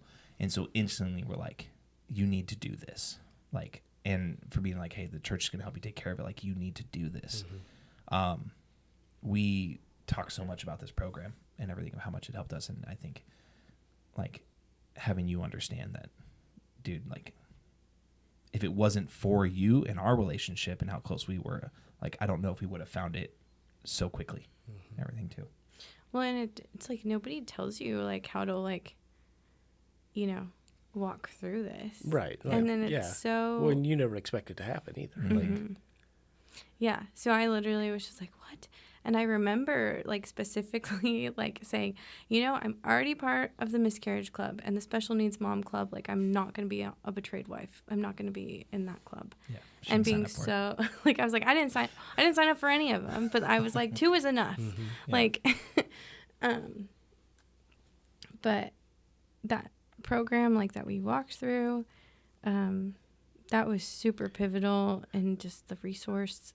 So there was a lot that happened over the period of the next 4, 5, 6 months. I mean, you guys are totally different people now.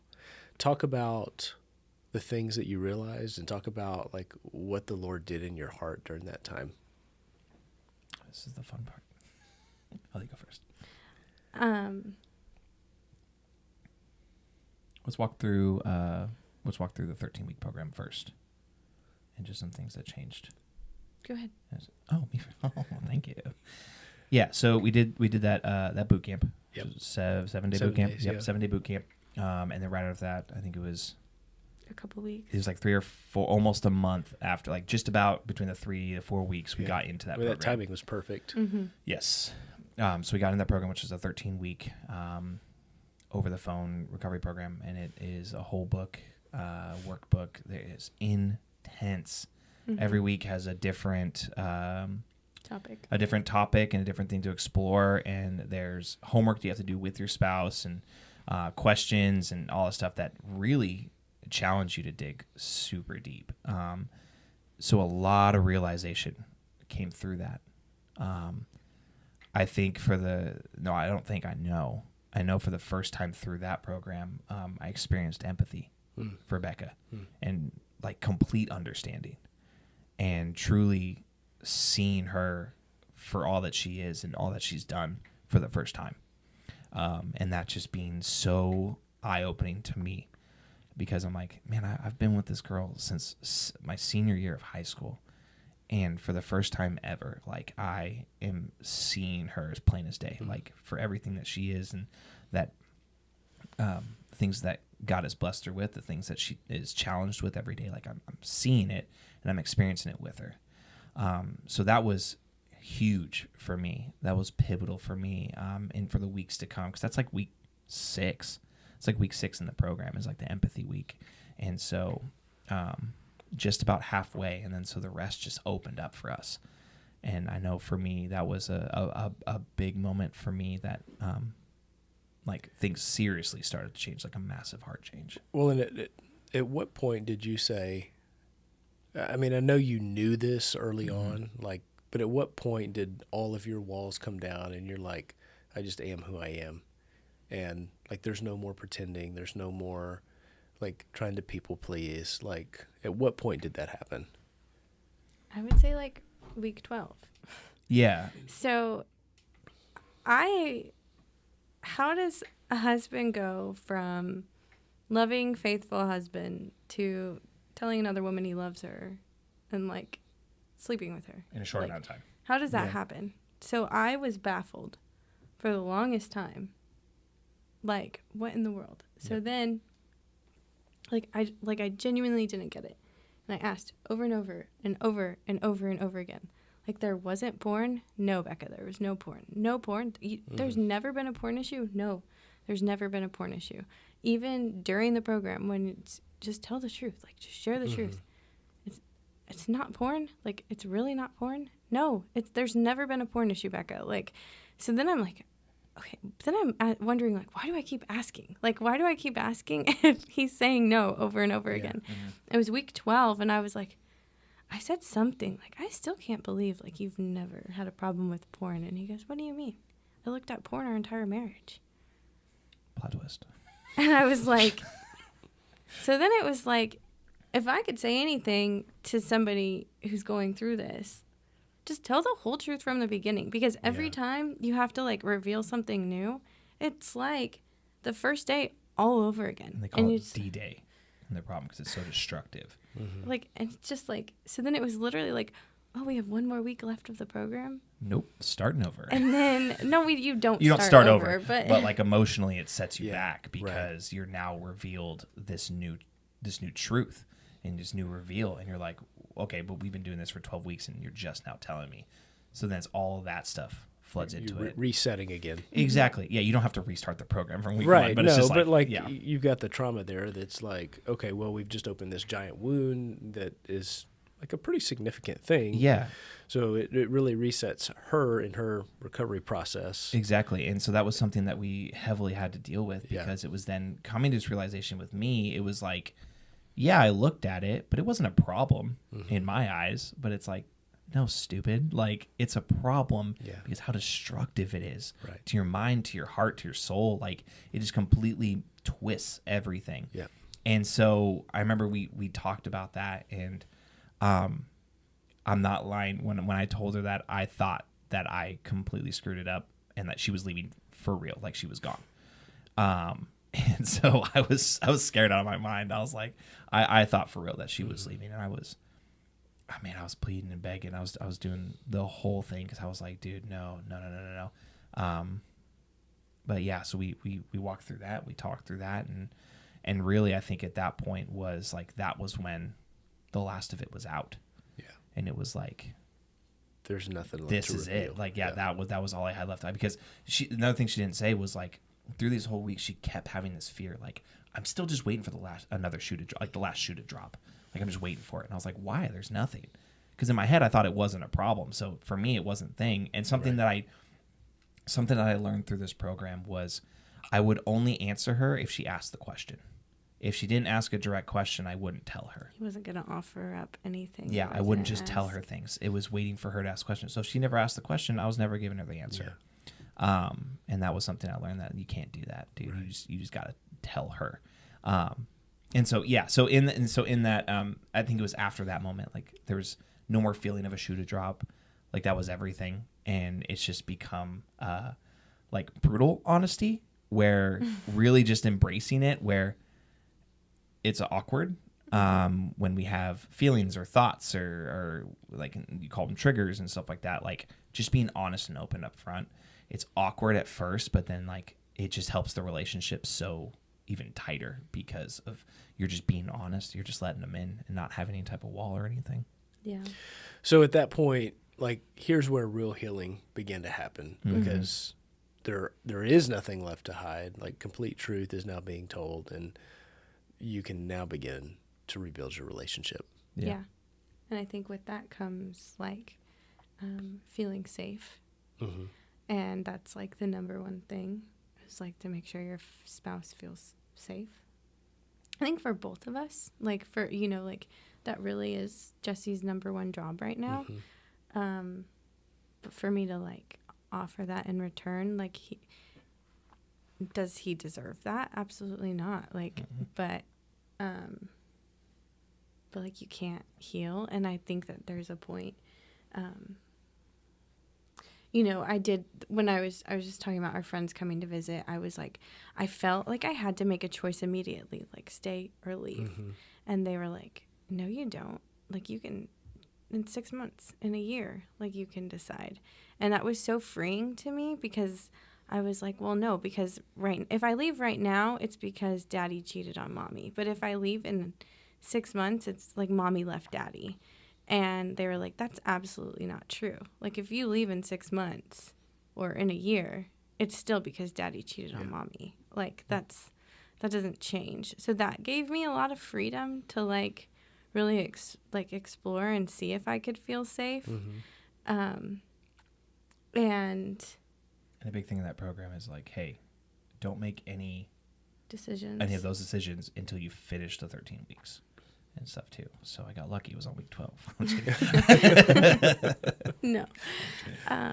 But I would say it was just definitely like it was just Jesus. Like, I don't know what else to say. Like, I was able to like really like lean on Jesus to like sustain me. Mm-hmm. And I was given the freedom to like grieve. Jesse was really good about not being defensive. Like if I had questions or if I was upset about something, like he never once was like, can you just like get over this already? Like it was like very much like we were just having conversations about it on the way here. And it's just very much like, what do you want to know? I'll tell you. Mm-hmm. Like I'm, and sometimes like things will happen, like random triggers or like things that will remind us of something, and he's very quick to just be like to be super empathetic and just be like, I'm so sorry I put you through that. I'm so sorry that I made you feel that way. And he does that all the time, every day, like just very much like I guess seeing me. And I think another thing that the program did was like you have to write like 60 costs. Like, what did this affair cost you? And you have to write like these 60 things. And I had to write to Jesse what it cost him. And so I think that gives me like compassion for him because, just recently we've been talking a lot more about the affair as we like, I don't know. It's just during this season, we've been talking about it more, and we're walking through like you also betrayed yourself, like, and walking through like that of, like betrayal of self and like the feelings there. That was a big realization for me as well. Is it wasn't just those few months of the affair or whatever. It was years of me doing things that were deteriorating my moral compass, were deteriorating my connection with God. We're just tearing away at everything that I was created to be and supposed to be. So by the time this woman presented herself in my life, I was so far from everything that I had no defense. Yeah. It was just like, okay, cool. Yeah. Like I had nothing strong enough to pull me away or steer me in a different direction. And it was, like she said, just, I was betraying myself for years and years and years. And so that's, and then led to the betrayal of others. Yeah. Yeah. And I would say, we were just talking about this the other night, like before the affair, I'd be like 0% chance, never ever. We would never cheat on each other. Like, and I think now I'm like, there's a very small chance, but it's not zero. It's not zero. Yeah. Like, and it's not because, it's just because we know now. Like, we know better, and we know, like, we had no... You'd believe the lie, this would never happen to me. Yeah, and we just thought we were too good for the safeguards that we had been taught growing up. Like, when you're in ministry, like the don't be alone in cars with the opposite spouse, like don't text, just all of these things. And so, like, we knew the protections, but we were just like, running all the Jesse and Beka would never. We had the false sense of I was indestructible. Yeah. Like, there's no way we would ever do that. And now we know it's never zero. It's never zero. Like, we are human. Yeah, we're not perfect, and there's no amount of anything we do under our own power that can keep us from that stuff. So we see now the chance is so small, but it's not zero. So and that's a healthy thing to have in your mind too, because then it keeps us conscious. Well, and you just see the pattern of all of these little things that, I'm a good person, like I'm a Christian, like, like this would never happen to me. And we believe all these little lies and let all these little things in. And what really happens is we give the devil a foothold and all of a sudden the right opportunity comes and we're not prepared for it. Like our character's not been built up. We're not mature enough. Like all the safeguards are not there. And like it can happen to anybody. And I think that's so important, especially for young people listening to this, to realize that like the biggest thing, like one of the biggest things that you have to work on as a young person is establishing your character and, drawing a line in the sand and saying like, I will not step over this line. Like I'm going to make sure there are, all of the right pieces in place so that I can work on myself so that I can become the person I'm supposed to be so that it never happens. Yeah, that's good. Okay, so tell me where you guys at now? How's marriage? It's great. It's pretty good. It's pretty good. No, it's crazy to think about because you're like, dude, there's no way after you absolutely implode a marriage from the inside out that it could ever be good again.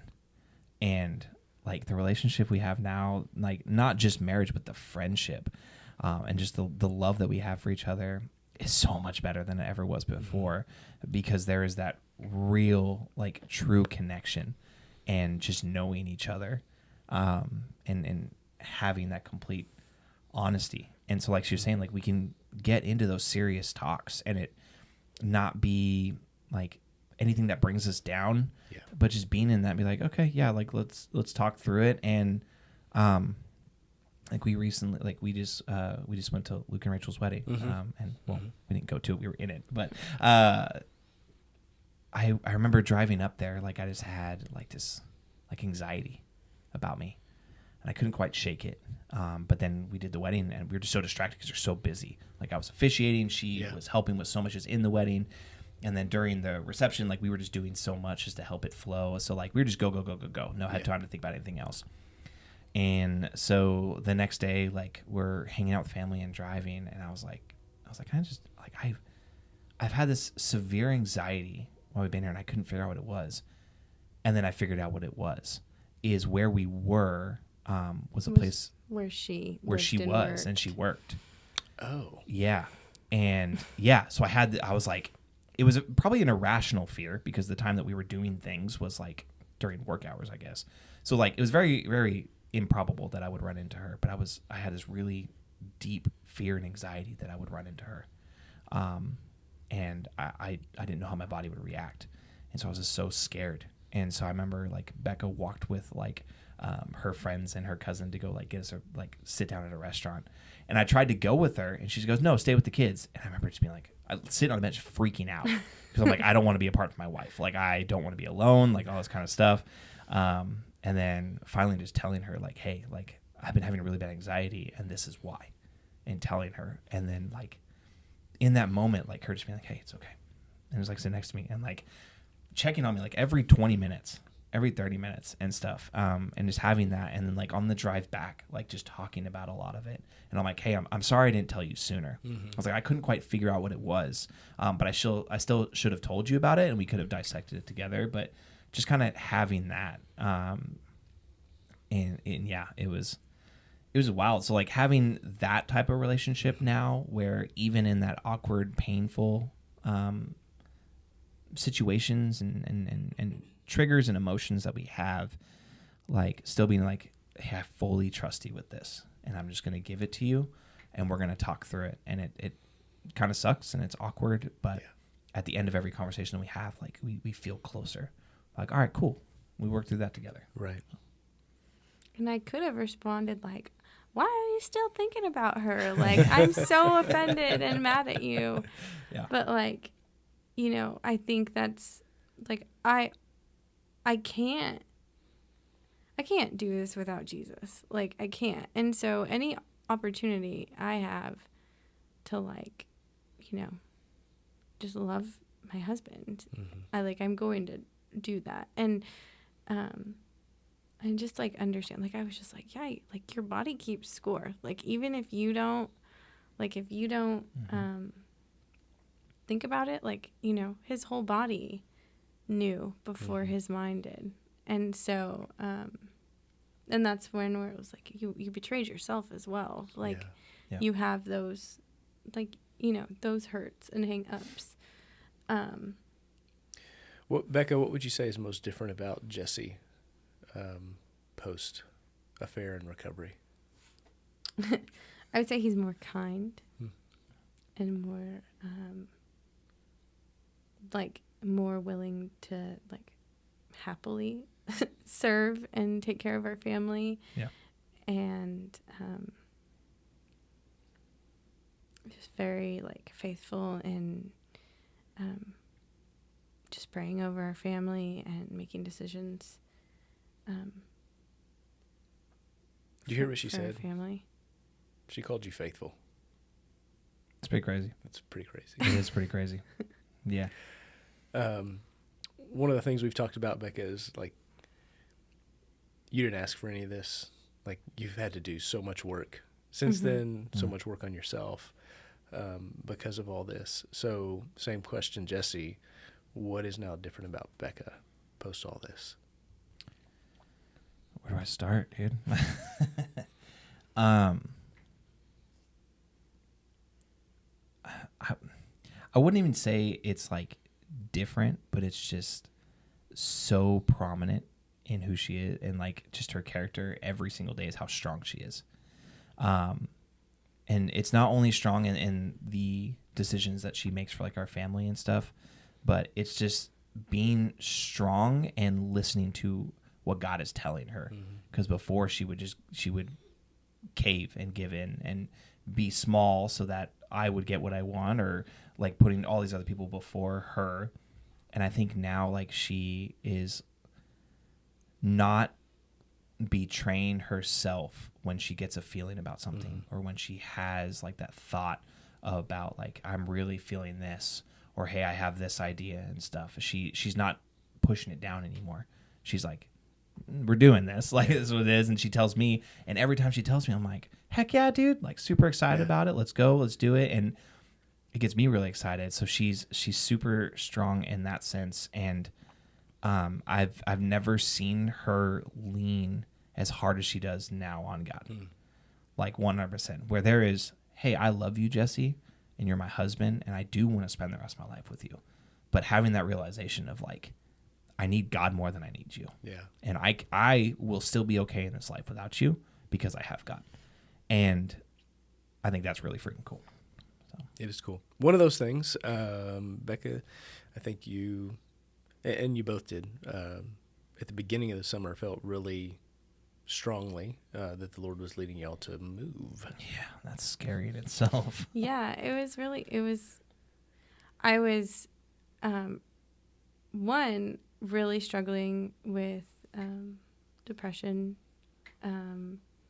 Heavy. Not Like just a really light bad. inkling. Yeah, Like, it's so hard because like life just goes on around you even when you want to die. And, like, it's just the way it is. So I was struggling really hard with depression. But one of the things is that I was driving to Austin for school every day. It was 40 minutes. So it's 40 minutes there, 40 minutes back twice a day. And that's a lot of time to ruminate and to think about everything over and over and over and overanalyze everything. And on top of that, I was also diagnosed with OCD, which OCD is a lot of rumination. I like to call it CDO. Let's keep it alphabetical. Yes. That's hilarious. But yeah, so then I'm like, okay, so I have all this stuff and I'm trying to like recover from this trauma and I'm trying to like do all this. And then Jesse was just like, I think we should put them in the Leander school and move to Leander. And I was like, I'm not opposed to it, but I love this school. But like we can just put in the transfer request and see. And so he's like, I think it was really Jesse who was the one that was really like pushing it. And so I was like, okay. So I put in the transfer request and then we're like logistically like, okay, so if this happens, like we're going to move to Leander, like, all right, like it got to the point where it was like time to read you into the situation. And so, we came to you and told you like what we felt like God was telling us to do. And, that wasn't a fun conversation. Marigold was taking pictures of me. I have them like on my phone. Oh, you gotta send them. Because she had, and like, no, I'm not gonna send them. But I am literally like, like devastated, broken, like in the pictures. And so, anyways, we're just like, okay, well then we tell you. It was probably like a week later they announced our school was closing. Yeah. So then we're like, oh, like the school is closing.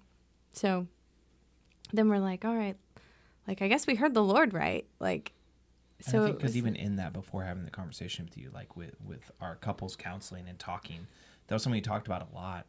So we're like, oh man, are we leaving because we just don't want to like. Are we running? Are we running? Yeah. Yes. Are we running or are we like actually listening? So I think when the school closed, like that was like, oh, cool. Okay, we heard this right. We heard it correctly. Yeah. Well, the thing is, like charter schools, there's pretty like best of the best charter schools in the Austin area, and so the one that we were trying to transfer to is probably like one of the top 3 in the area, and so then we learned that like the school lost the transfer papers and. Then we're like, okay, well, now all these kids from this Austin school are going to try to transfer as well. And there was like lots of back and forth about like where the kids were going to land on the list and all of this stuff. And we weren't hearing back from the school. And then at this point, it's time to like either re-sign our lease or put in like, or what is it? Put like, Yeah, tell them you're moving. yes. whatever I'm it like, is. I don't know what that's called. But anyway, so we're like, okay, what do we do? And so we learned that our kids were both number one. Well, they told us that both the kids were number one on the wait list. And so we were like, okay, we're going to move. Like, we're doing it. Yep. So then Shiloh gets in Pretty quickly. Yeah. Yeah. Well, we don't hear anything about Micah. And we're like, okay. So then I call. Well, he's number 3 on the wait list. And I'm like, well, he was number 1. But it's just the way things go. It's fine. So we're just waiting, like, all summer. Mm-hmm. We pack up our house. We were moving at the end of July, like literally on my birthday, July 18th. I'm literally so upset because I'm like, we're packing up our house. We haven't heard about Micah. And I'm like, are we doing the right thing? Like, I don't know that. And I'm like, Lord, did we hear you right? Because this is not working. And so, but we have no choice now. We've signed the papers. Like, we're going, like, no matter what, we're going. And so then I'm like, surely he'll get him before the first day of school. Nothing. So, okay, he's number 2 now. Now, like, now Micah's number 2. And then we're like, okay, what do we do? Like, we have 3 choices. We homeschool him. We put him in public school. And this conversation was happening before school even started. Yeah. Right. Because we already got Shiloh locked in. She's ready to go. But we both were like, okay, we really have to have a second choice because we've tried homeschooling before. Yeah. And it's rough. That's not really an option. Yeah. It's not, no. Or we wait. So Yeah. those are 3 choices. God bless Texas Mm-hmm. that we could wait. Because if it was a different state, we wouldn't have been able to. Yep. So anyways, I just felt like this weird, like, I really think we just need to wait until September, like September 1st. And then I had a friend text me and she's like, hey, what's going on with Micah? Just checking in. And I'm texting her, I really feel like I'm supposed to wait until September 1st. At the same time, she's texting, like, we both press send at the exact same time. And she's texting, if I were you, I'd just wait until September 1st. And so we were like, okay, we're going to wait. And we just felt like that was very, like, heavenly wisdom. Like, we just really, like, I had a couple family members call me and say, what do you mean? Like, so what's Micah doing? And I was like, nothing. Extended summer. like, Exactly. extended Yeah. summer, we're reading a couple books. Like, we're just going to have some quality time with him. Mm-hmm. He has to be in school. What are you guys doing? Yeah. And I just kept saying, like, I don't know how to explain it. It just feels like heavenly wisdom. And so, thankfully, we didn't have to wait until September 1st. Yeah, which was cool. So last week, we got a text that he got in. And so he's in the school, and he just started today and had a great first day. Yep. It's awesome. I was kind of bummed because I wanted them to, like, all of us to be together when we got that text / email. And I was at home working and she was with the kids at Target, like, getting something. And so, but it was cool though. Cause you guys both texted me like the same time. Yeah. yeah. So Micah called me, he FaceTimed me and he goes, Daddy, guess what? And I'm like, what's going on, dude? And he goes, I got in. And I was like, yes, like, oh, so stoked. Yeah. Yeah. So cool.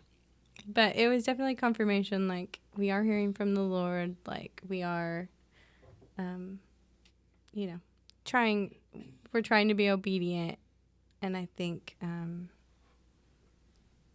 don't know. Yeah. I mean, you guys are doing great. I mean, it's been hard. It's been also a joy and a privilege to be able to walk this out with you guys. Yeah. And just to really shine the light on Jesus and to, like, see everything that he has done in your hearts and in your lives, and how, I mean, you guys are you're walking with him, how he has, how he's strengthened your marriage through this. I'm going to go ahead and say it, stronger than before. Mm-hmm. Which Better than before. Better Yeah. than before, which whoever would have thought that. Yeah. And, all that goes to the point of the podcast is, like, there is hope. Yeah. Whatever season of life you're in, whatever thing you think, well, God can't do this, like, God can. Like he does, and here's more evidence that this is what our God does. So that being said, my last question for you tonight is for someone who's walking through, which you guys have walked through a lot in your lives. Yes. Like, I mean, talking about the early years of marriage, special needs child, just all that stuff. That, depression, affair, yeah, all that stuff. For someone who's in the valley, who thinks maybe there isn't any hope, what would you say to them? Well, the simple answer is there is, but it is simple, but it's so hard at the same time, because it's like when you're in the valley, you do feel so defeated, and it is so hard to see up the mountain and see on the other side, and just see and just even imagine any type of future that has joy, sunshine, whatever you want to call it. That's the hardest part. So really in that, if you're in the valley, I think the most important thing to do is you really need to lean on God more than anything else. You get to a place of just complete surrender. Whatever that may look like to you. So if stuff in your life that could prevent you from moving forward, like you have to get not only in your own heart and your mind, but you need to also have people around you that are going to help you get rid of that. Because there's nothing in this world that will bring you the joy that Jesus will. Amen to that. Yeah, and there's something that, like growing up in church, we heard that all the time, and it sucks because you don't know until you fully experience it. And I used to always say, like, man, I hate that. I hate what I did, but at the same time, it's like, but dude, praise God for using this absolute load of doo-doo that was me and the decision that I made, and just making it so beautiful, and just having growth come from it in our marriage, in our faith, like in the relationship around me. One of the things at the very beginning, like when I confessed to her and we talked, like a big thing was like, Becca was like, at the point she was like, I kind of regret it, but at this time she was like, you have to tell your brother. And I was like, why? Like, I don't want to, type of thing, because like my brother's my best friend, and I was like, I don't want to hurt him like that. And I remember just hearing the hurt in his voice when I told him. And now looking at it, like, you can just feel such a renewal in like our friendship and our trust, and just like him also seeing that change. And so like we just watched Top Gun Maverick again the other last night, and it's when they're pulling off that stunt at the end, like having to dive into that valley, an impossible target, and then hitting an impossible like maneuver to get over it. It's the same thing. Like when you're at the bottom, getting up seems impossible. Like there's no way I'm able to do this without dying or something happening. But like, you got to understand there's a chance, and his chances, the chance is Jesus. Like that's as straightforward as I can get. There's nothing else in this world that's going to help you through it, both physically, mentally, and spiritually, than just leaning on him. Becca, what would your advice be? I was just thinking when he was talking that it reminded me of like Shadrach, Meshach, and Abednego, and like they came out of the fire without smelling of smoke. And I think like that's possible, and that's hope, right? Yeah. And for like my advice, like you can't stuff it, like you have to like walk through it, and you have to heal. And I remember like going to my doctor and being like, I don't know if this is mind, body, or soul, but like something is wrong. And she was like, but they're all one person. And so I've done a lot of work on my soul, and I've done a lot of work on my health, and I've done a lot of work on my mind. And I think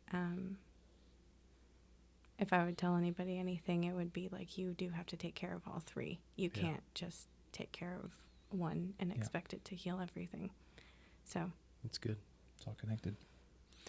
Well, guys, thank you so much for being so vulnerable and sharing your story about what you've been through, the good, bad, and ugly. And we're here today because there's definitely hope, and his name is Jesus. Ain't that the truth?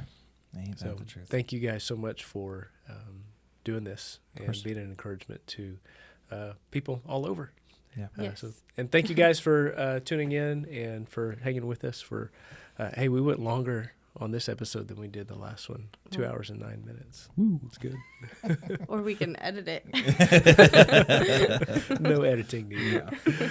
So that's all for now for Stories of Hope, and we'll see you soon. Thanks.